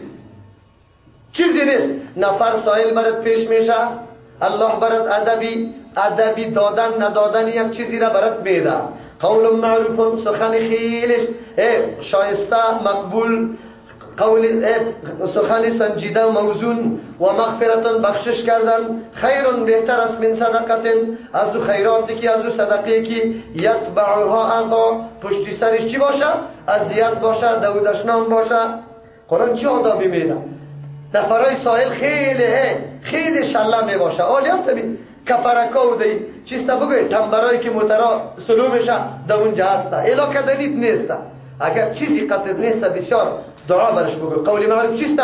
مفسرین میگه برش دعا بگو که الله تو را زیاد بده، به این دادنا چیزی نمیشه. یکی قول معروف برش بگو که می فعلا در جیبم چیزی نیسته، معاف کن انشاءالله دیگه وقت برات میدم. دو قول معروف گفتار خوب برش چی برش بگوید؟ برش بگوید که الله تبارک و تعالی تو را زیاد بده، اما چیزی کمی که نداری همین قدر دعا خوب برش بگو. و مغفرتون، اگر زیاد شله میشه بدگویی برات میکنه که چرا نمیدی، تو باید بخشش کنی، شهر تیر شوی سریع نبی سوالش پرده بندازی. مغفرت چند معنا پیدا کرد؟ آلی اگر شله گرفته تا کش میکنه تا کالای تا تو را آلی در پیش دیگران معرفی میکنه، دیگه تو در گذر کن، خیر است. او محتاج است که برای توی تو چسبیده. دوم ترجمه و مغفرتون، یک آدمی سائل آمده در خانه، آلی او امی فقری خودم میپوشانه، تو به مردم افشا نکشه، پرده بنداز سری نمی سوالش که قطش کمک کرده. خیرون بهتر است من صدقت نزو خیراتی که یتبعها عذا، که از پشت سرش اذیت باشه. هم پیسه برش میدی برو تگم کو تو اینطور است اینطوری نگویی. نه، شکر بکش که الحمدلله الله سیکم مرا اینطور پیدا نکرده. اگه من می رقم می بودم چطور میکنم؟ شکر الله را نمیکشی. نام الله را برات میگه به خاطر رضای الله بدی تو نمیگی. او در حدیث از کسی که به نام الله کسی طلب کرد حتما چیزی بده. غیرت سر نام کی بکن؟ چرا که الله با سر تو که سر نام الله غیرت کردی، الله سر تو غیرت میکنه. بیم کنه واسش الله برات میده. ولی به هزارها اینطور فیورالای داریم که همینطور بندل بست بده، همونطور توانش داره. خب میده براتون قصه کردم که یک نفر در توی خود من در سر مقبره تقریر کردم. بعد از یک دگروال صاحب پیش شد گفت مولوی صاحب این صحنه که تو قصه میکنی من خود با چشم سر دیده. چطور دیده؟ بیادر گفت در سر همین کارت مصرفی ها و بیر جای مصرف ها و اینی را گفتم که ما ادای مسئولیت نمیکنیم. گفت یک نفر ما را در توی خبر کرده بود، رفتم که همون جناب در پیش دروازه هتل استاد است. من کتش استاد شدم. اول سوال کردم که جناب چند نفر دعوت است؟ گفت که 1800 نفر. گفتم چند خوراکی چند میگیره از پیش؟ گفت 500. در یک توی 9 لک روپه تنها در چی؟ در خوراک بود. گفتم اونجا استاد بودم که یک زنی چادری کنده بر شامت نام الله را گرفت. گفت به الله قسم اگر در روپه داشت نام الله را. گفت تو همونطور بیان میکنی. ما با چشم سر خود دیدم که کار شده که به نام الله در روپه نمیده. باز که بیشی نمیگه مردم های پیدا شده که خیرات ها را من نمیکنن. جنابی مولا صاحب قرآن کتاب الله را مطالعه کن. اوم الله مردم فتوا بده که کارا را نکنه، دیگار را پخته نکنه، ختم نکنه، مراکز دین تقویت بده. اگر مولاست، اگر قرآن میدانی، اگر کی نمیدانی بنده شکم خود هستی برش میگی کی خیرات من نکرده. یعنی من خود سری اول قرار داد. یا ایها الذین آمنو آلی الله تمثیل باطل کردن صدقات ما را بیان میکنه. این آیت باز خوب یک دفعه تحقیق کنید، ترازو جور کنید. همین کارهایی که مردم میکنه به نام خیرات سری همین ترازو پرته که چقدر وزن داره. یا ایها الذین آمنو کسایی که مؤمن هستی تقاضای ایمان است لا تبطلوا صدقاتکم خیراتایتان باطل نکنی، از بین نبری. توسط چی؟ بالمن به احسان گذاری که گاهی دم خودش یاد میکنی قطع دین تو کاره اینی تو نیکی کردم، گاهی به دیگران میگی باز چی میگن؟ الله قبول کنه قطع از اینی تو نیکی کردم نکن. خب الله یا بر رضای الله کرده دیگر چرا خبر میکنی؟ والعزا دیگه باطل نکنی صدقاتتان توسط اذیت دادن، بیکار کشی از پیشش نگی، بدگویی برش نکن. کلذی با مثل باطل کردن او کسی که ینفق ماله که خرج میکنه مال خود رعاء الناس برای خودنمایی، برای مردم، خدا نشان به مردم میده. 3 طایفه را قرآن کریم حکم میشه یک رقم ذکر میکنه. کسی که صدقه کرده بعد از او منت میمانه، کسی که صدقه کرده بعد از او اذیت برش میرسانه، کسی که صدقه کرده خود نمایی کرده به مردم. ارسش یک رقم است. قرآن چی میگه؟ سخت حکم است. ولا یؤمن بالله این عقیده به الله نداره. اگر به الله عقیده داشته باشد چرا به مردم خدا نشان میده؟ ایمان الله تقاضا میکنه که خدا به مردم نشان نده. صدقه تا در جای درست پشت و پوشیده بده. میا پشت سر آداب صدقه دادن هم بر ما بیان میکنه، نکو خدا نمایان. اصلا تو سر الله عقیده نداری که پاداشت الله میده. والیوم الاخر بر روز آخرت عقیده نداری. از همون خاطر مفسرین میگه این مثال منافقین است نعوذ بالله که ایمان و عقیده نداره کار میکنه. ولی امروز مسلمانای ما که داد میزنه خدا کلان تراش میکنه مؤمنین امی گپ دیش است. خودنمایی میکنه یا نمیکنه؟ رعاء الناس. من خبر ندارم ای برادری مسلمانم، الله خبر داره، نیتی تا خبر داره، عملی تا خبر داره. برای من نگو که چی طور است چی طور نیستی. قرآن برات معیار ما. اگر لحاظی مردم دیگر کردی هر قدر خیراتا و مصرفایی که کرده هیچ به نزد الله اینی قدر اعتبار نداره. خب گوشیت بگی این مفت آیت نیست، این را خب در گوشیت بگی. من خو خبر ندارم، تو میدانی اونیتت، تو میدانی ایمانت، تو میدانی اخلاصت. الله خو خبر داشت. حالی عرصه موضوع را کسی که پشت صدقه خود منت گذاری میکنه یا آزار اذیت میده یا به ریایی صدقه کرده. هر سه را به تمثیل میکنه به یک مثال. او مثال چی رقم است؟ الله میفرماید مثل که یک کسی بگیره خاک در سنگ لشم خاک پرتی دانه را بکاری او خواب دانم کاریده شده، ناگهان باران خیلی تیز جاله بیایه، این خاک در سر سنگ لشم باقی میمانه یا میره؟ با امرای دانه میره یا نمیره؟ تو زحمت کرده ای، دانه را کاریده ای، خاک چقدر در اینجا آورده ای، لیکن تمه داشتی که از این چیزی یکم 700 دانه شوه، لیکن این چیز هم باقی نمان. چقدر مثال محسوس است، چقدر مثال خیلی آموزنده است اگر انسان درک بکنه. بریا اگر مصرف میکنی یا صدقه کرده پشت سرش احسان میگذاری یا صدقه کرده پشت سرش اذیت است، با مثلی که خاک در چی سری سنگ لشم مانده و بعد از او باران تیز آمده. قرآن میفرماید فمثله مثال امی ریاکار که دو نفری دیگه به مثل ریاکار شده بود، هر سه شان در یک ردیف قرار گرفته. مثال آدم که مثل صفوان، یعنی عمل کرد و زحمتی این امی آدم به مثل امو صفوان، او سنگ لشمی است، علیه ترابون که بالای سنگ لشم خاک باشه، فاصابه برسه بینمی خاک وابلون باران تیز، فترکه بگذاره سنگ لشمه سولدا، امیق قسم لشم که هیچ نه خاک باشه نه دانه باشه، زحمت و تکلیف تو مکمل از بین رفته باشه، این امیق قسم صدقه از بین میره. حالی شما خوب فکر بکنید که ختما ریاییست یا الهیست؟ 3 و 4 و 5 و 6 ریاییست یعنی که الهیست للهیست؟ کدامش است؟ شما خوب فکر بکنید. این مسابقه ها که گرفته میشه للهیست یا خودنماییست؟ کدامش است؟ اگر تو للهی میکنی کسی هم از پیشت خبر نشه، پشت سر ای ادبا میاد، ای ادبا بر ما ذکر میشه، هیچ کس از پیشت آگاه نباشه، خوی تو مرکز تقویت داده باشی یکی بزرگترین مرکز اسلام باشه در کار خدمت خیر و در خدمت اسلام، اونو طور کار بکن. تلویزیون ها را مردم ها را طلب نکو که فلانی خان اینی کار کرد، نامیتم کلان گرفته شد ملا صاحبان باز دانی خود کاچی کاچا مدحی تو را بکنه. نه، او منظورش نمی بود که تو ملا صاحبو را خب معرفی بکنی. نه، اگر اموتور نامش معلوم نباشه نامش نگیری مدحش بکنی، بالکلی مدح درست است. قرآن هم اموتور مردم مدح کرده، اگر نامش گرفتی باز توم چاپلوسی کردی. این کار نکن، عالم خب باید این کار نکنه. قرآن برای ما میگه لا یقدرون علی شیء مما کسبوا، قدرت نداره امی آدمی مرایی، امی آدمی که بعد از صدقه خود احسان کرده، امی آدمی که چی کرده؟ بگه بعد از صدقه خود اذیت داده، هیچ کدامشان قدرت ندارن علی شیء به حاصل کردن چیزی مما آن چیزی که کسب کردن، یعنی هیچ نوع ثواب برشان حاصل نمیشه، مکمل برباد و باطل شده. چقدر مثال به مثال واضح کرد الله که ریا نکنه، اذیت در پشت صدقه نباشه. والله لا یهدی القوم الکافرین، راههای ثواب راههای آخرت الله راهنمایی نمیکنه به او کسانی که کافر هستند از نظام الله. این نصیبی هر کس نمیشه، این نصیبی هر کس نمیشه. الله تبارک و تعالی به بعضی توفیق میده که باید همین شرایط در نظر بگیره و انفاق و صدقه بکنه، هر کس نمیتونه.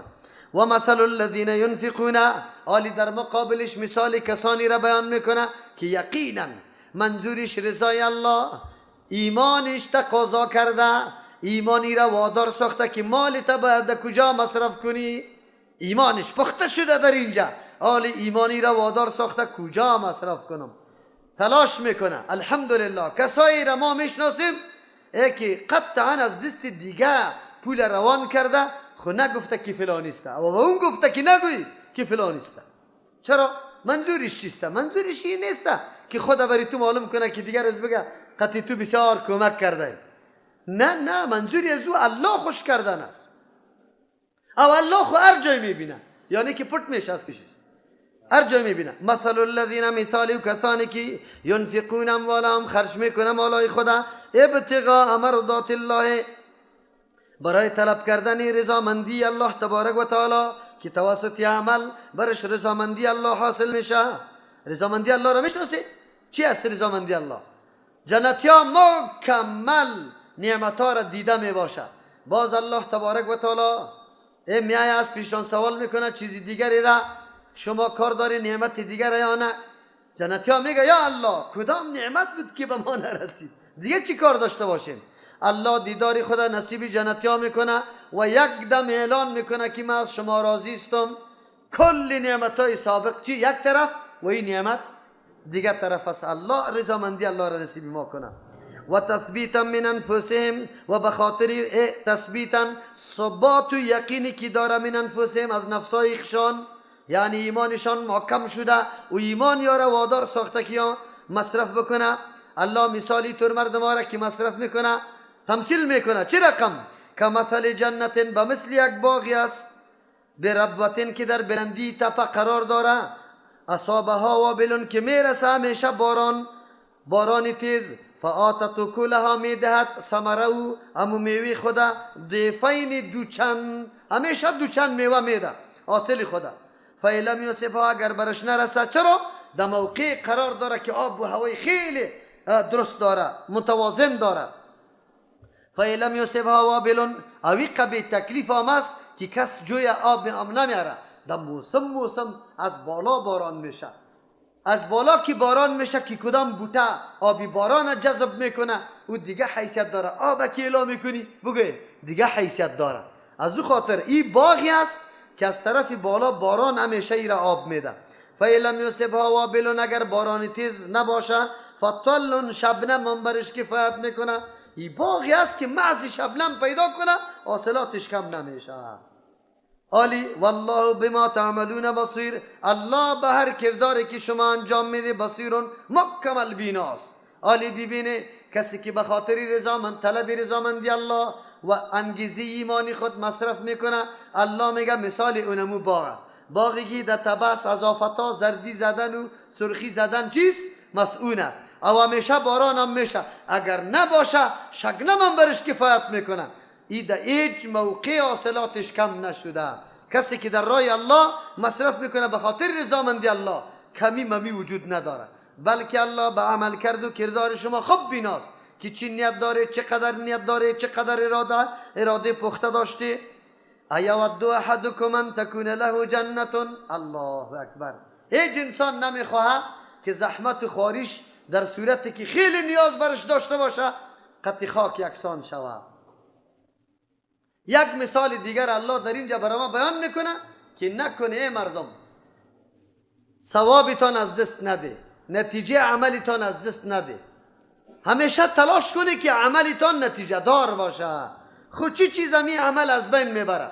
از جمله چیزایی که صدقه را ثوابش از بین میبرد عجزی بود، منت گذاری بود، ریایی بود. سه چیز بود که چیزا مکمل سبب باطل شدن ثواب صدقه میشد. اما دیگه اعمال خودم ما باید مراقبت بکنیم که اعمال دیگه ما از بین نروه، او در این طور موقع از بین نروه که تو خیلی زیاد نیاز برش داری. الله علی مثال برای ما بیان میکنه. مثال شرک، مثال شرک چطور است؟ یک آدم روزم گرفته، زکاتم داده، حجم کرده، تلاوتا کرده، تهجدا خوانده، روزه ها گرفته، با مردم نیکی کرده، مدرسه ها جور کرده، مسجد ها جور کرده، یتیما را تربیت کرده، بیوه ها را اول پرسی کرده، مریضا را عیادت کرده. مکمل کدام کاری خیر نیست که در زندگی خود او آدم انجام نداده باشه. لیکن دین مقدس اسلام برای قبولیت عمل شرط و شرایط داره. در صدقه شرط و شرایط داشت، هر عمل دیگه دین اینمی طور شرط و شرایط داره برای قبولیتش.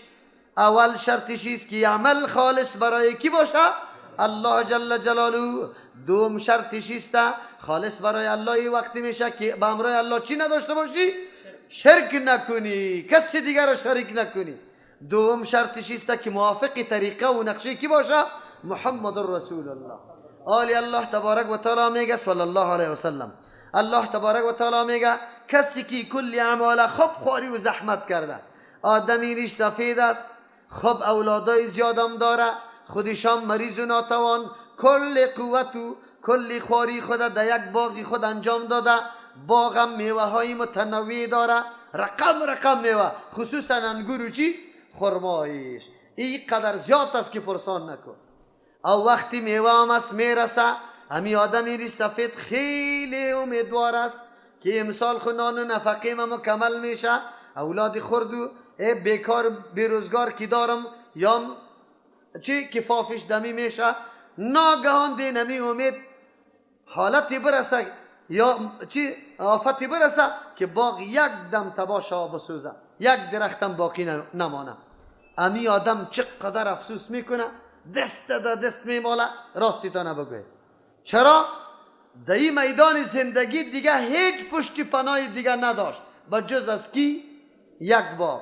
خب باغ ناگهان در این حالت رسید. دمی موقعی که ریش سفید ضرورت داره، اولادش ضرورت داره، دمی موقع آفت آمده باغ تباه کرده. چقدر حسرت و افسوس و چقدر غم به این ریش سفید میرسه. قریب است که همینطور ریش سفیدا جان بده دمی وقت. میده یا نمیده؟ بعضی جان میده بالکل. کسی که اعتماد به الله باز نداشته باشه در اینطور موقع چی میشه؟ سکته قلب میکنه. چقدر نیاز داره آدم در این موقع و چقدر حسرت و افسوس برش حاصل میشه. قرآن کریم برای ما بیان میکنه ای مسلمان و مؤمن، خود از شرک نگاه بکو، از شرک نگاه بکو. چرا؟ تمام اعمالی که کرده ای اونمو درختای باغ است.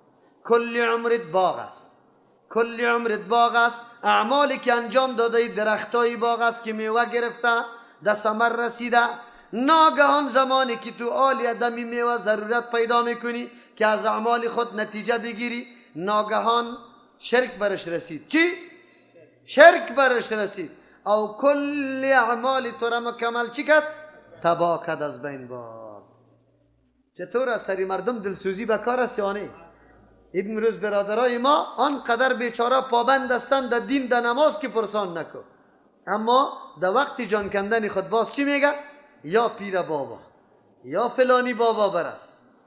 حالت مرگش نعوذ بالله با شرک مملو است. کل خواری و زحمتش چی میشه؟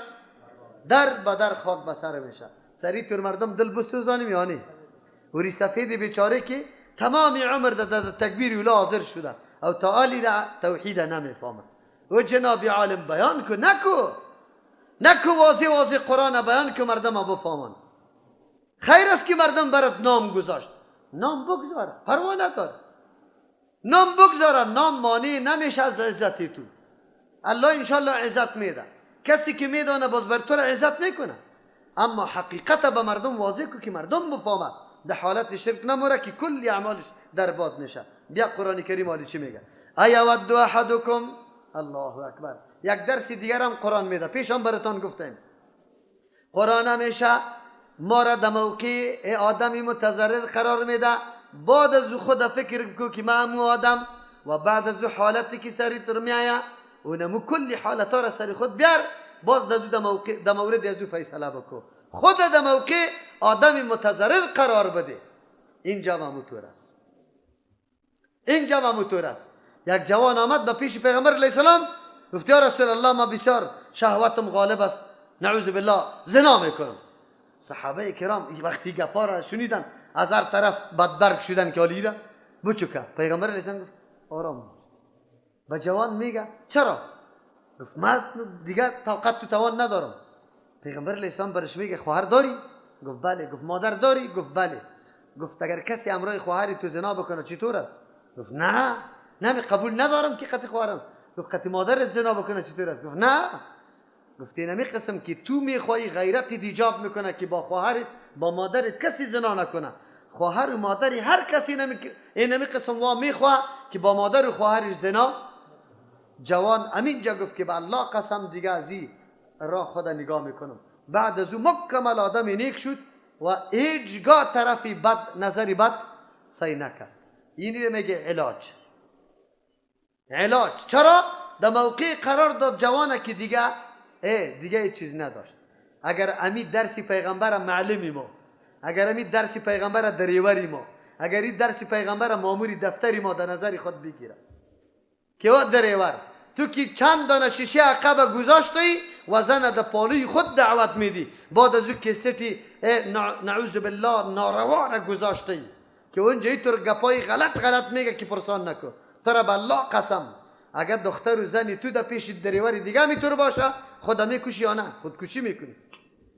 هر خواهر و چیستم مادر مسلمان دیگر خواهر و مادر مسلمان خود فکر بکن. این همی قسم بعد از تو میدانی اگر این قسم نکردی الله تبارک و تعالی رسوایت میکنه. کدام معامله که با خواهر مادر دیگه کس میکنی با خواهر مادرت میشه. اول خود دنیا امیر رسوایی برات پیش میشه، اگر نشد در آخرت خود پیش الله رسوا هستی. قرآن نمیتور تمثیلا را به ما بیان میکنه. اینجا آیا ود احدکم، آیا دوست داره یکی از شما ان تکون له جنتون که باشه برش یک باغ من نخیل از خرما و عناب از انگورا. این دو میوه خیلی بهترین میوه است. درختای دیگه هم از خوی خیلی زیاد است.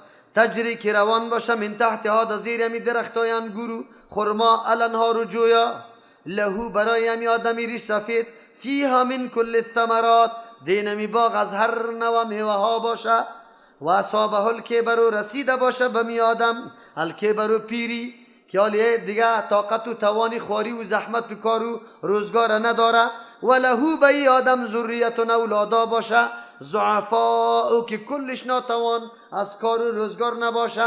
ما مردم که میگیم کلش نفقه خور باشه.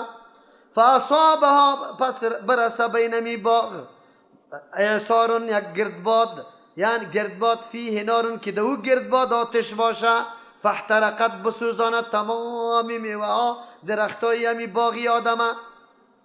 آری چی تصور داری که آدم در کدام سرحد قرار میگیره؟ چقدر افسوس و حسرت سر برش میآید. در این طور موقعی که خیلی نیاز به می گپ داشت. چرا؟ اولادشون جنان و نفقه طلب میکرد، خودش ناتوان دیگه از کار و روزگار نیست. انسان که در آخرت میرسه دیگه همه گپا به از تو چی میشه؟ قطع میشه، سلب میشه. نه پس در دنیا آمده میتونی که پشیمانی بکنی، باز بگویی که کاش که الله تبارک و تعالی ما را باز بگردانه. در دنیا پاس بعد از کسی گیری او را شریک الله دا میدانستیم از او چی کنیم؟ اعلان بیزاری. خواندیم یا نخواندیم؟ اونجا چی گفته بود؟ اذ یرون العذاب ان القوة لله جميعا وان الله استبرأ الذين اتبعوا من الذين اتبعوا ورأوا العذاب وتقطعت بهم الاسباب. اونجا همو طور میگه که رشته ها قطع شود، رشته پیری و مریدی قطع شود، رشته چیستا مولا و مقتدی قطع شود. اونجا باز معلوم میشه که کی به درد خور است. سالا که تو دستار میرسیدی آلی پیر صاحب به دردت میخوره یا نمیخوره. به نامایش فقط پیر صاحب ترجمه شروع شده نروی، بس یک نروی از او تو بیخی از قرآن مان دیدی. پرستش کردی یا نکردی؟ پرستش چی را میگه؟ اینی را پرستش میگه. بی چونو چرا سخنیشا بگه پذیرفت. پیر صاحب برش گفته که ترجمه قرآن نرو. از او خاطر اونجا باز معلوم میشه کسی که نمی قسم اعمال نیک و شایسته داره اما عقیده شرک آمد، کلی اعمال نیک مثل اینمی گردبادی که دو آتش بود اینمی رقم است. شرک حالی شناخته؟ شرک یعنی چی؟ شرک یعنی گردبادی که دو چی بود و کلی زمین مکمل از بین برد، درختها را تباه کرد. شرک نمی قسم اعمال شایسته و نیکی تا تباه میکنه. دلت که حالی رای شرک میگیری ما خو میگیم که نکو، نه از قبر طلب کن نه قبر داده میتونه. یک الله طلب بکو، یک الله را پرستش بکو. دعوت ما این نمیسته. كذلك يبين الله. نمی قسم که مثالا را برای وضاحت شما، برای فهم شما، برای درک درست شما بیان کرد الله لکم برای مصلحت شما. الآیات یبین واضح بیان میکنه الله، یبین الله واضح بیان میکنه الله لکم برای شما الآیات احکام دیگی خودم مثالای دیگرم لعلکم تتفکرون، بخاطری که شما خوب فکر بکنه. یک کار که انجام میده یک دفعه در موردش فکر کرده باشه که شرک نباشه، ایده ریا نبیایه، اینجا پشت سرش منت گذاری و اذیت رسانی نباشه.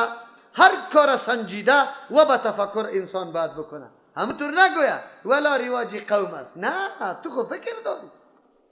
تو خود فکر سیسته که پدرت وفات کرده مردم چی چیزی میکنه، اما الله تو را قوی تفکر داده. خب ما برای پدری خود چی بکنم؟ پدر ما خو گناهگار اگر باشه ما توانم دارم، چرا یک سال بگذارم باز یک سال بعد یک خیرات بکنم، یک سال پدرم بسوزد آتش جهنم؟ نه، امروز توان دارم، امروز مصرف میکنم که پدرم آرام راحت زندگی کنه، در جهنم نباشه. چقدر نادانی هست یا نه؟ میشینه تا چنده؟ تا 40، تا جمعی را، تا چی را؟ سال پوره گیره. او برادر اگه خیرات است خو، اگه شکم سیری و میمانی مردم نیست خو، این همیالی که مرده پدر تو هم است دمی عین جنازه رفتن نفره که بیچاره غریب هم آمده به نام الله طلب میکنه، پوٹی کده در جیبش بده، خلاص پیسه که الوا جور میکنی در قبرا میاری، امو پیسه را نه زنا را به تکلیف کو نه خدا به تکلیف کو، امیالی در جیبی امو فقیر بده، خیر و خلاص. اگه من منع کدم تا دمون جمعی فامی هیچ تکلیف نکش، کراکری و اسباب و سامان هم نبیا، مردم هم دعوت نده. پس که آمدی امسایگه کی تا سوال کو که پدرشان خو 3 سال میشه شهید شده و یا یتیم باقی مانده، همیا چیزی نداره. بیا دیگه بهترین موقع است، پدرم وفات کرده الله برش ثواب برسانه، ببر در خانگاه که از یک ساله نفقه را پرتو. اگه ما تو را منع کردم، ما خود تو را منع میکنم که بدعتا را نکی، رسم و رواجا را نکو. تو آدمی متفکر هستی، قرآن برات میگه لعلکم تتفکرون، به خاطری که شما فکر بکنه و هر کارا با فکر و اندیشه انجام بده. اما تو سرسری نباشه، دنبال روی مردم هستی، مردم همینطور میکنه، اگر کردی الله تو را نمیبخشه، باز اونطور حالت میشه. یا ایها الذین آمنو، چی چیزا مصرف کنیم؟ ای کسایی که ایمان داره، وقتی که عقیده به الله داره در راه الله مصرف میکنی، باید چی چیز باشه؟ انفقوا من طیبات ما کسبتم، شما مصرف کنی از چیزای عمده و حلال پاک، ما از آن چیزی که کسبتم خودتان به دست آورده کار و غریبی کرده، و مما اخرجنا، از آن چیزی که کشیدیم لکم برای شما من الارض، از زمین، از کسب و کار خود مصرف کنه و از زمینایی که توسط دیقانی به دست میاره حلال باشه مصرف بکنه. قرآن از ما مطالبه حلال داره، حلال. یک تعداد مردمی ما بسیار خوش است، این جمعه کلی کابل فروخت قماندان صاحب است، باز میای یک مسجد در یک جای جور میکنه، نامی خدام دیش نوشته میکنه مسجد فلانی خان. قماندان صاحبی را با کدام پول آباد کردی؟ اگر از زمین پولی حرام نیتی ثواب داشته باشی کافر میشی، نعوذ بالله. اگر نداشته باشی پولی حرام است، برای تو هیچ ثواب نیسته، بله با او کسا ثواب است که پول از زمین از وا به دست آمده، ثواب برای از وا میرسه، به تو نمیرسه. خواری و زحمت تو کردی خو ثواب وا میبره، برای تو نمیرسه. چرا که قرآن برات میگه انفقو، خرج کنیم من طیبات، از حلال و پاکیزه، ما آن چیزی را کسبتم که به دست خدا آورده، چیزی حلال مصرف کو، حرام نه. و مما اخرجنا، از آن چیزی که ما کشیدیم لکم برای شما من الارض، از زمین، ولا تیمموا الخبیث، شما قصد نکنه به چیزی حرام بیکاره، منه، از امو چیزی خبیث، تنفقونه که شما خرج میکنه، ولستم بیاخذی، خودتان نمیگیری او را، اگر به خودتان داده شوه نمیپذیری، الا ان تغمزوا، حق خودتان هم که باشه که مردم دیگه او را برات میده در جای حقت، او را نمیپذیری. چرا؟ به خاطری که بیکار است، ردی است، خبیث است. الا ان تغمضوا فیه، مگر که چشم پوشی کنه در گرفتن از او. یک آدم از حقی تیج نمیده، یک وقت برات چیزی را میده که بیخی بگوی از کار نیست، خود تو میگی گم که از امون ندادن کدم چی است؟ امیر از پیش بگی بیا از او نمیده تا. اینجا چشم پوشی کردی یا نه؟ مسامحه کردی گرفتی، وگرنه امور خودت قبول نداشتی. در راه الله که چیزی را مصرف بکنی باید پاکیزه و حلال باشد. وعلموا، بدانی ان الله، اینطور هم فکر نکنه که ایره به خاطری الله نیاز داره از او خاطر ما مصرف میکنم، نه، الله غنی است از مالای شما، بی پرواز، حاجت نداره. حمیدون، ستایش الله کرده شده، یعنی در تمام افعال خود الله تبارک و تعالی مورد ستایش قرار گرفته. پس چیزی را که برای بندگان خود شریعت مقرر کرده قابل ستایش است، اگرچه در ظاهر تو نمیدانی، چرا کلش به منفعت خود انسان است.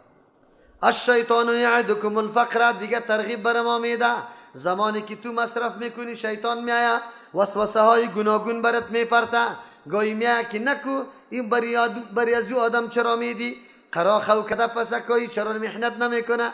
نه، تو شکر بکش که الحمدلله ما دستی بالا داره مو دستی پایین داره، ما برش میدم. اینطور نگو که چرا خو کده، نه فقیر است برش بدی. یک شیطان برد میایم مصرف نکو، چرا خودت فقیر میشی، خودت با چی را میخوری. نه، این وسوسه های شیطانی مانع نشوه بری تو. او شیطان چند وسیله را در کار مینداز. یکی خوی وعدهای غلط است، یکی تو را مبتلا میکنه به کارهای غلط. الشیطان یعدکم الفقر، شیطان وعده میده بری شما فقیری را، میترسانه شما را از فقیری. یعدو دو معنا داره، وعده میده بری شما از فقیری که شما فقیر میشه، او این وعدش غلط است. یا یعدکم میترسانه شما را از الفقر، از فقیری، در صورتی که شما مال مصرف کنی. یکی اول تو را میترسانه که هیچ انفاق نکن، باز که تو خیلی زیاد تلاش میکنی که انفاق بکنم، شیطان آلی رای دیگر پیدا میکنه، میفهمه که آدم خو مصرف میکنه.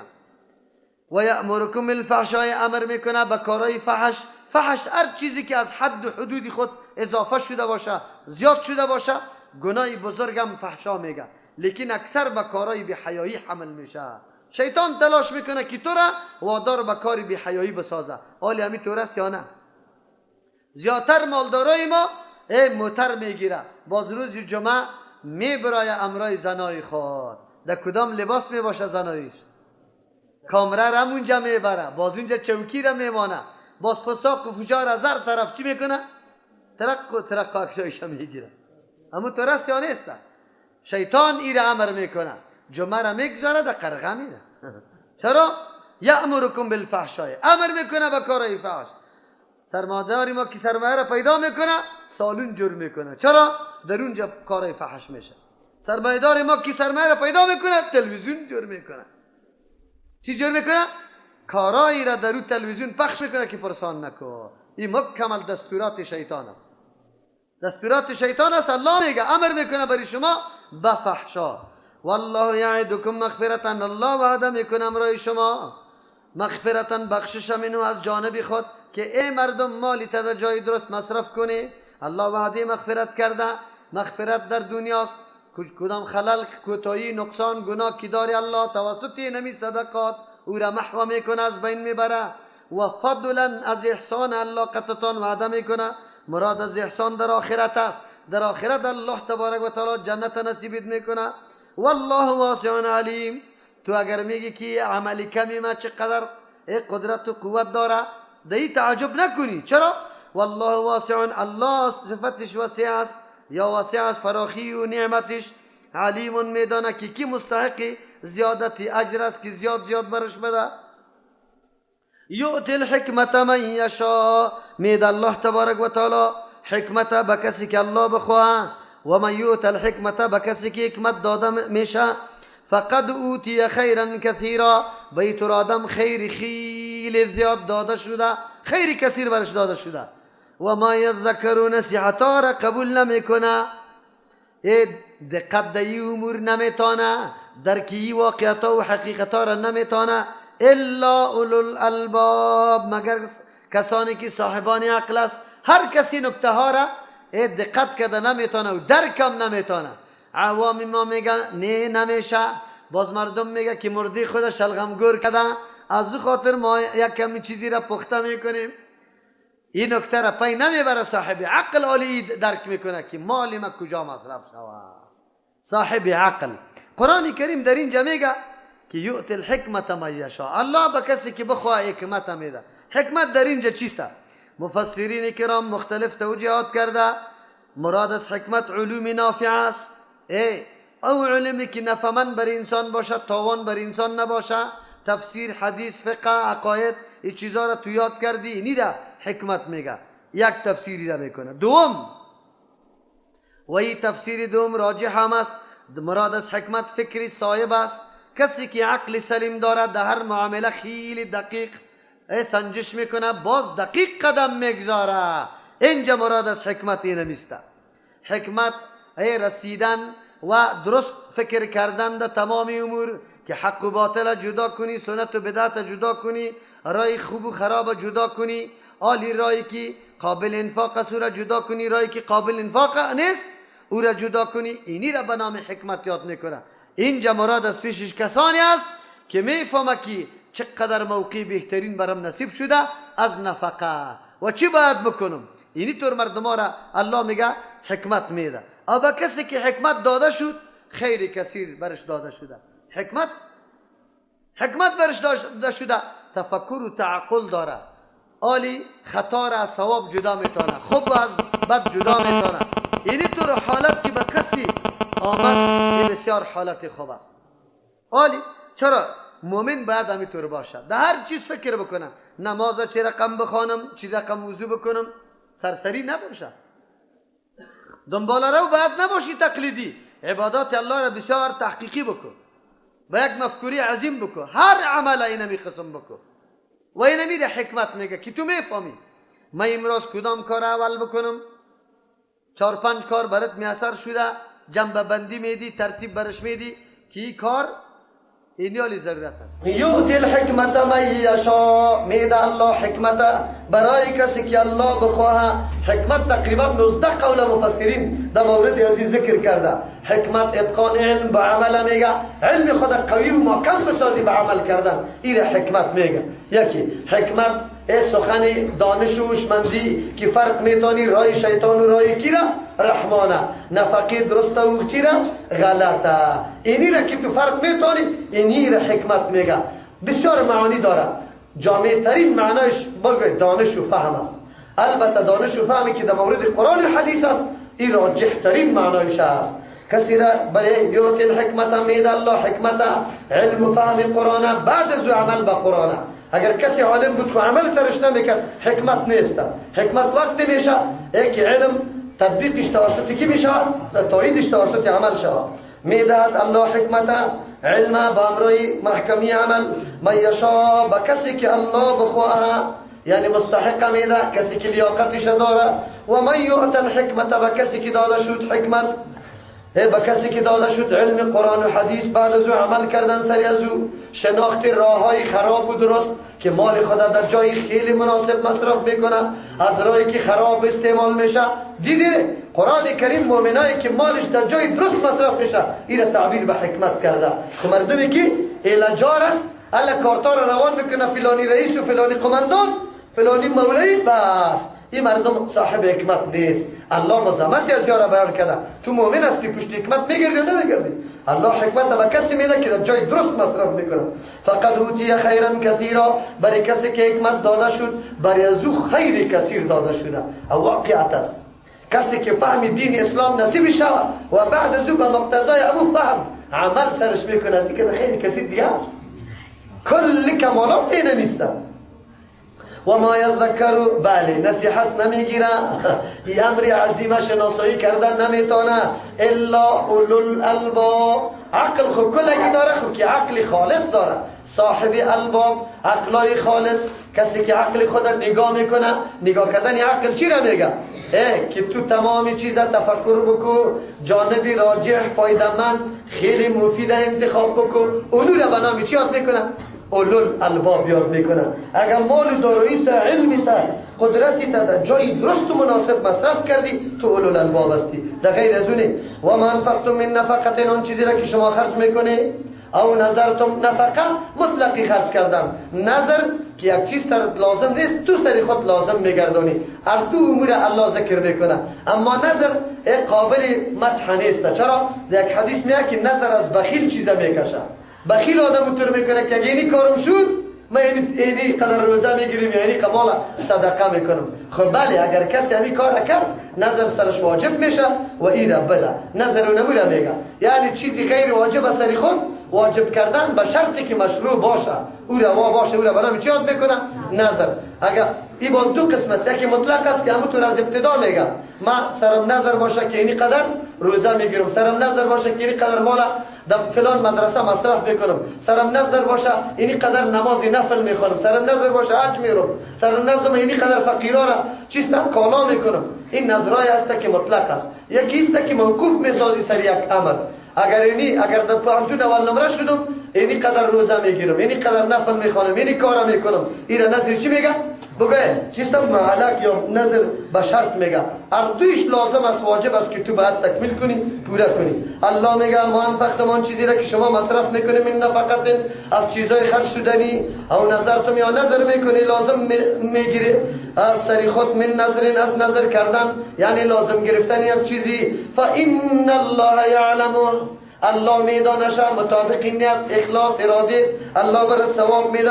خو ما للظالمین من انصار، کسایی که بیجا خرج میکنه ظالم کسی است. ظالم کی رو میگه؟ که یک شای در مستحقش تسلیم نمیکنه، یک شای بیجا میگذاره. پس ظالمین اینجا کسایی است که خرچای بیجا میکنه. امروز مردمای ما که در بدعتا خرج میکنه در زیر آیت داخل است او اطلاق ظالمین سرش میشه. الله میگه و مال ظالمین به این طور مردمایی که بیجا مصارف میکنه من انصار، هیچ امداد کننده نیسته که عوضی از او را بده، پاداشش بده، کسی امدادم نمیتونه. این تبدو صدقات، اگر شما اشکارا میکنی صدقه ها را، خیرات ها را، فنعم، چقدر نیکو چیز است همی صدقات که شما ظاهر میکنی. و این تخفوها، اگر شما پوشیده میده، و توتوها الفقراء، و میده به کسایی که مستحق است، بالکل لایقش است که برش داده شود، فهو خیر لکم، ای بسیار بهتر است برای شما. علما در اختلاف دارن که صدقات چطور شود، بانگی بر اونا داده شود یا خفیه. خفیه افضل است، اما بنابر عوارض گاهی گاهی چیسته آشکارا دادن هم خوب است. مثلا یک آدم زکات میده آشکارا بده، در نیت خود میگیره که مردم باز مرا تهمت نکنه که مالدار از زکات نمیده، دانی مردم از پیش شود، مردم در گناه واقع نشود، یا ترغیب پیدا شود به دیگران مالداره که هم زکات خدا بده.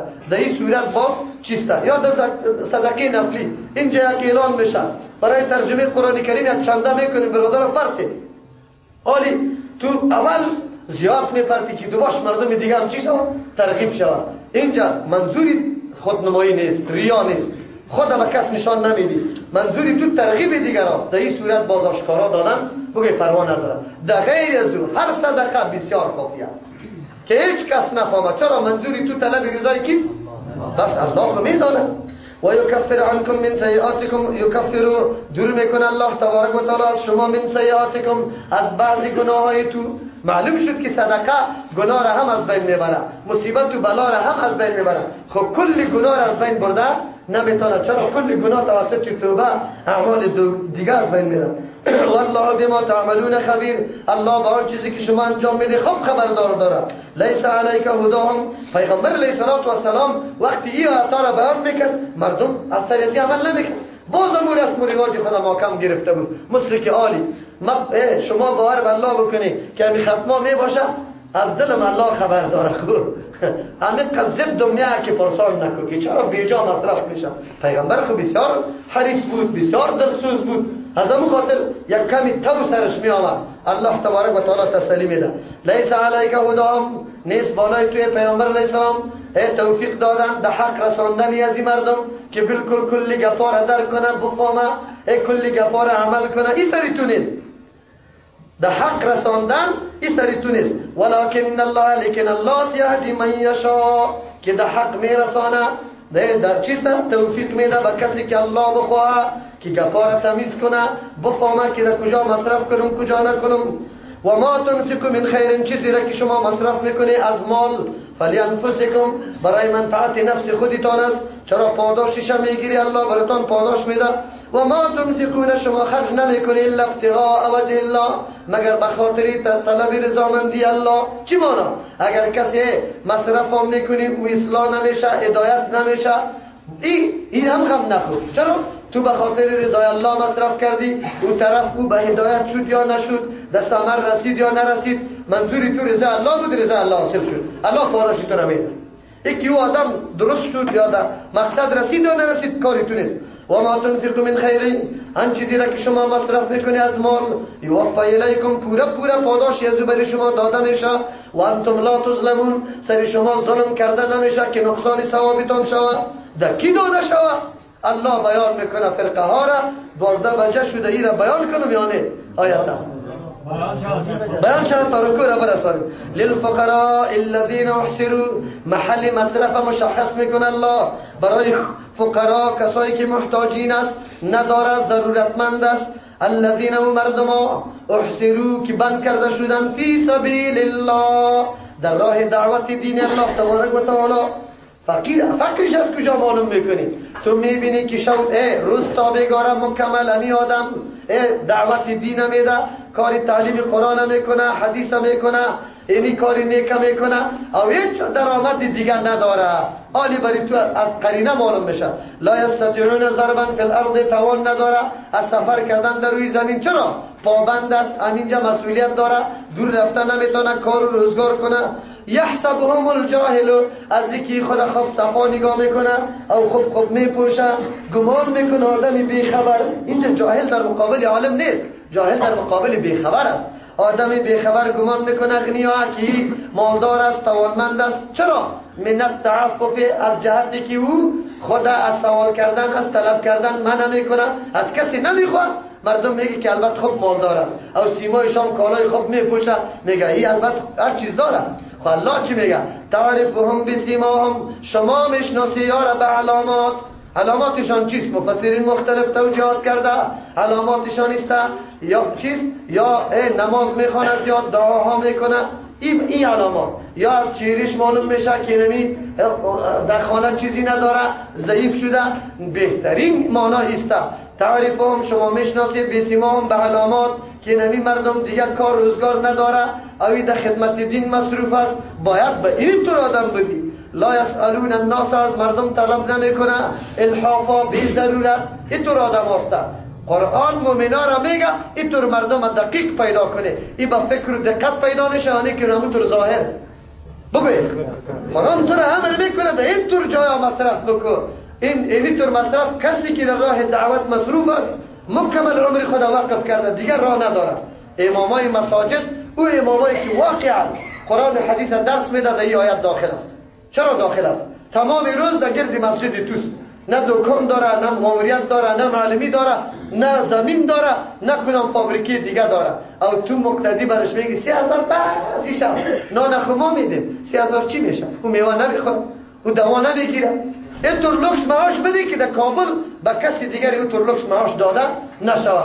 تو انتون برو دکترا چند معاش میگیره، امو معاش مقتدیات جمع شوی برش بده. خواست پیشش طلب خدمت کنه، بگو ما را ملا بساز، ما را آشنا با قرآن بساز، ما را آشنا با حدیث. اولاد ما باید اینجا دین یاد گرفته باشه. خود نه اخلاص در جانب مقتدیاست و نه در جانب کی؟ اماما. هم گندم شک داره، هم آسیا چیسته؟ کند است. خلاص دیگه نانی چیسته؟ چی؟ دلدر خورده بره، نانی خوب نخواد خوردی دیگه. منظوری است که اماما واقعا، امو امامی که واقعا خدمت دین میکنه در این آیت داخل است. چرا که تو از سیما معلوم بکنی که همین دیگه کار روزگار نداره. و ما تنفق من خیر، آن چیزی را که شما مصرف میکنی از مال، فإن الله به علیم، یقینا الله تبارک و تعالی به او خوب داناست. برای دریافت سلسله درس‌های تفسیر قرآن کریم توسط استاد ابو عبیدالله متوکل رحمه الله به شبکه یوتیوبی مولانا متوکل رحمه الله وارد شوید.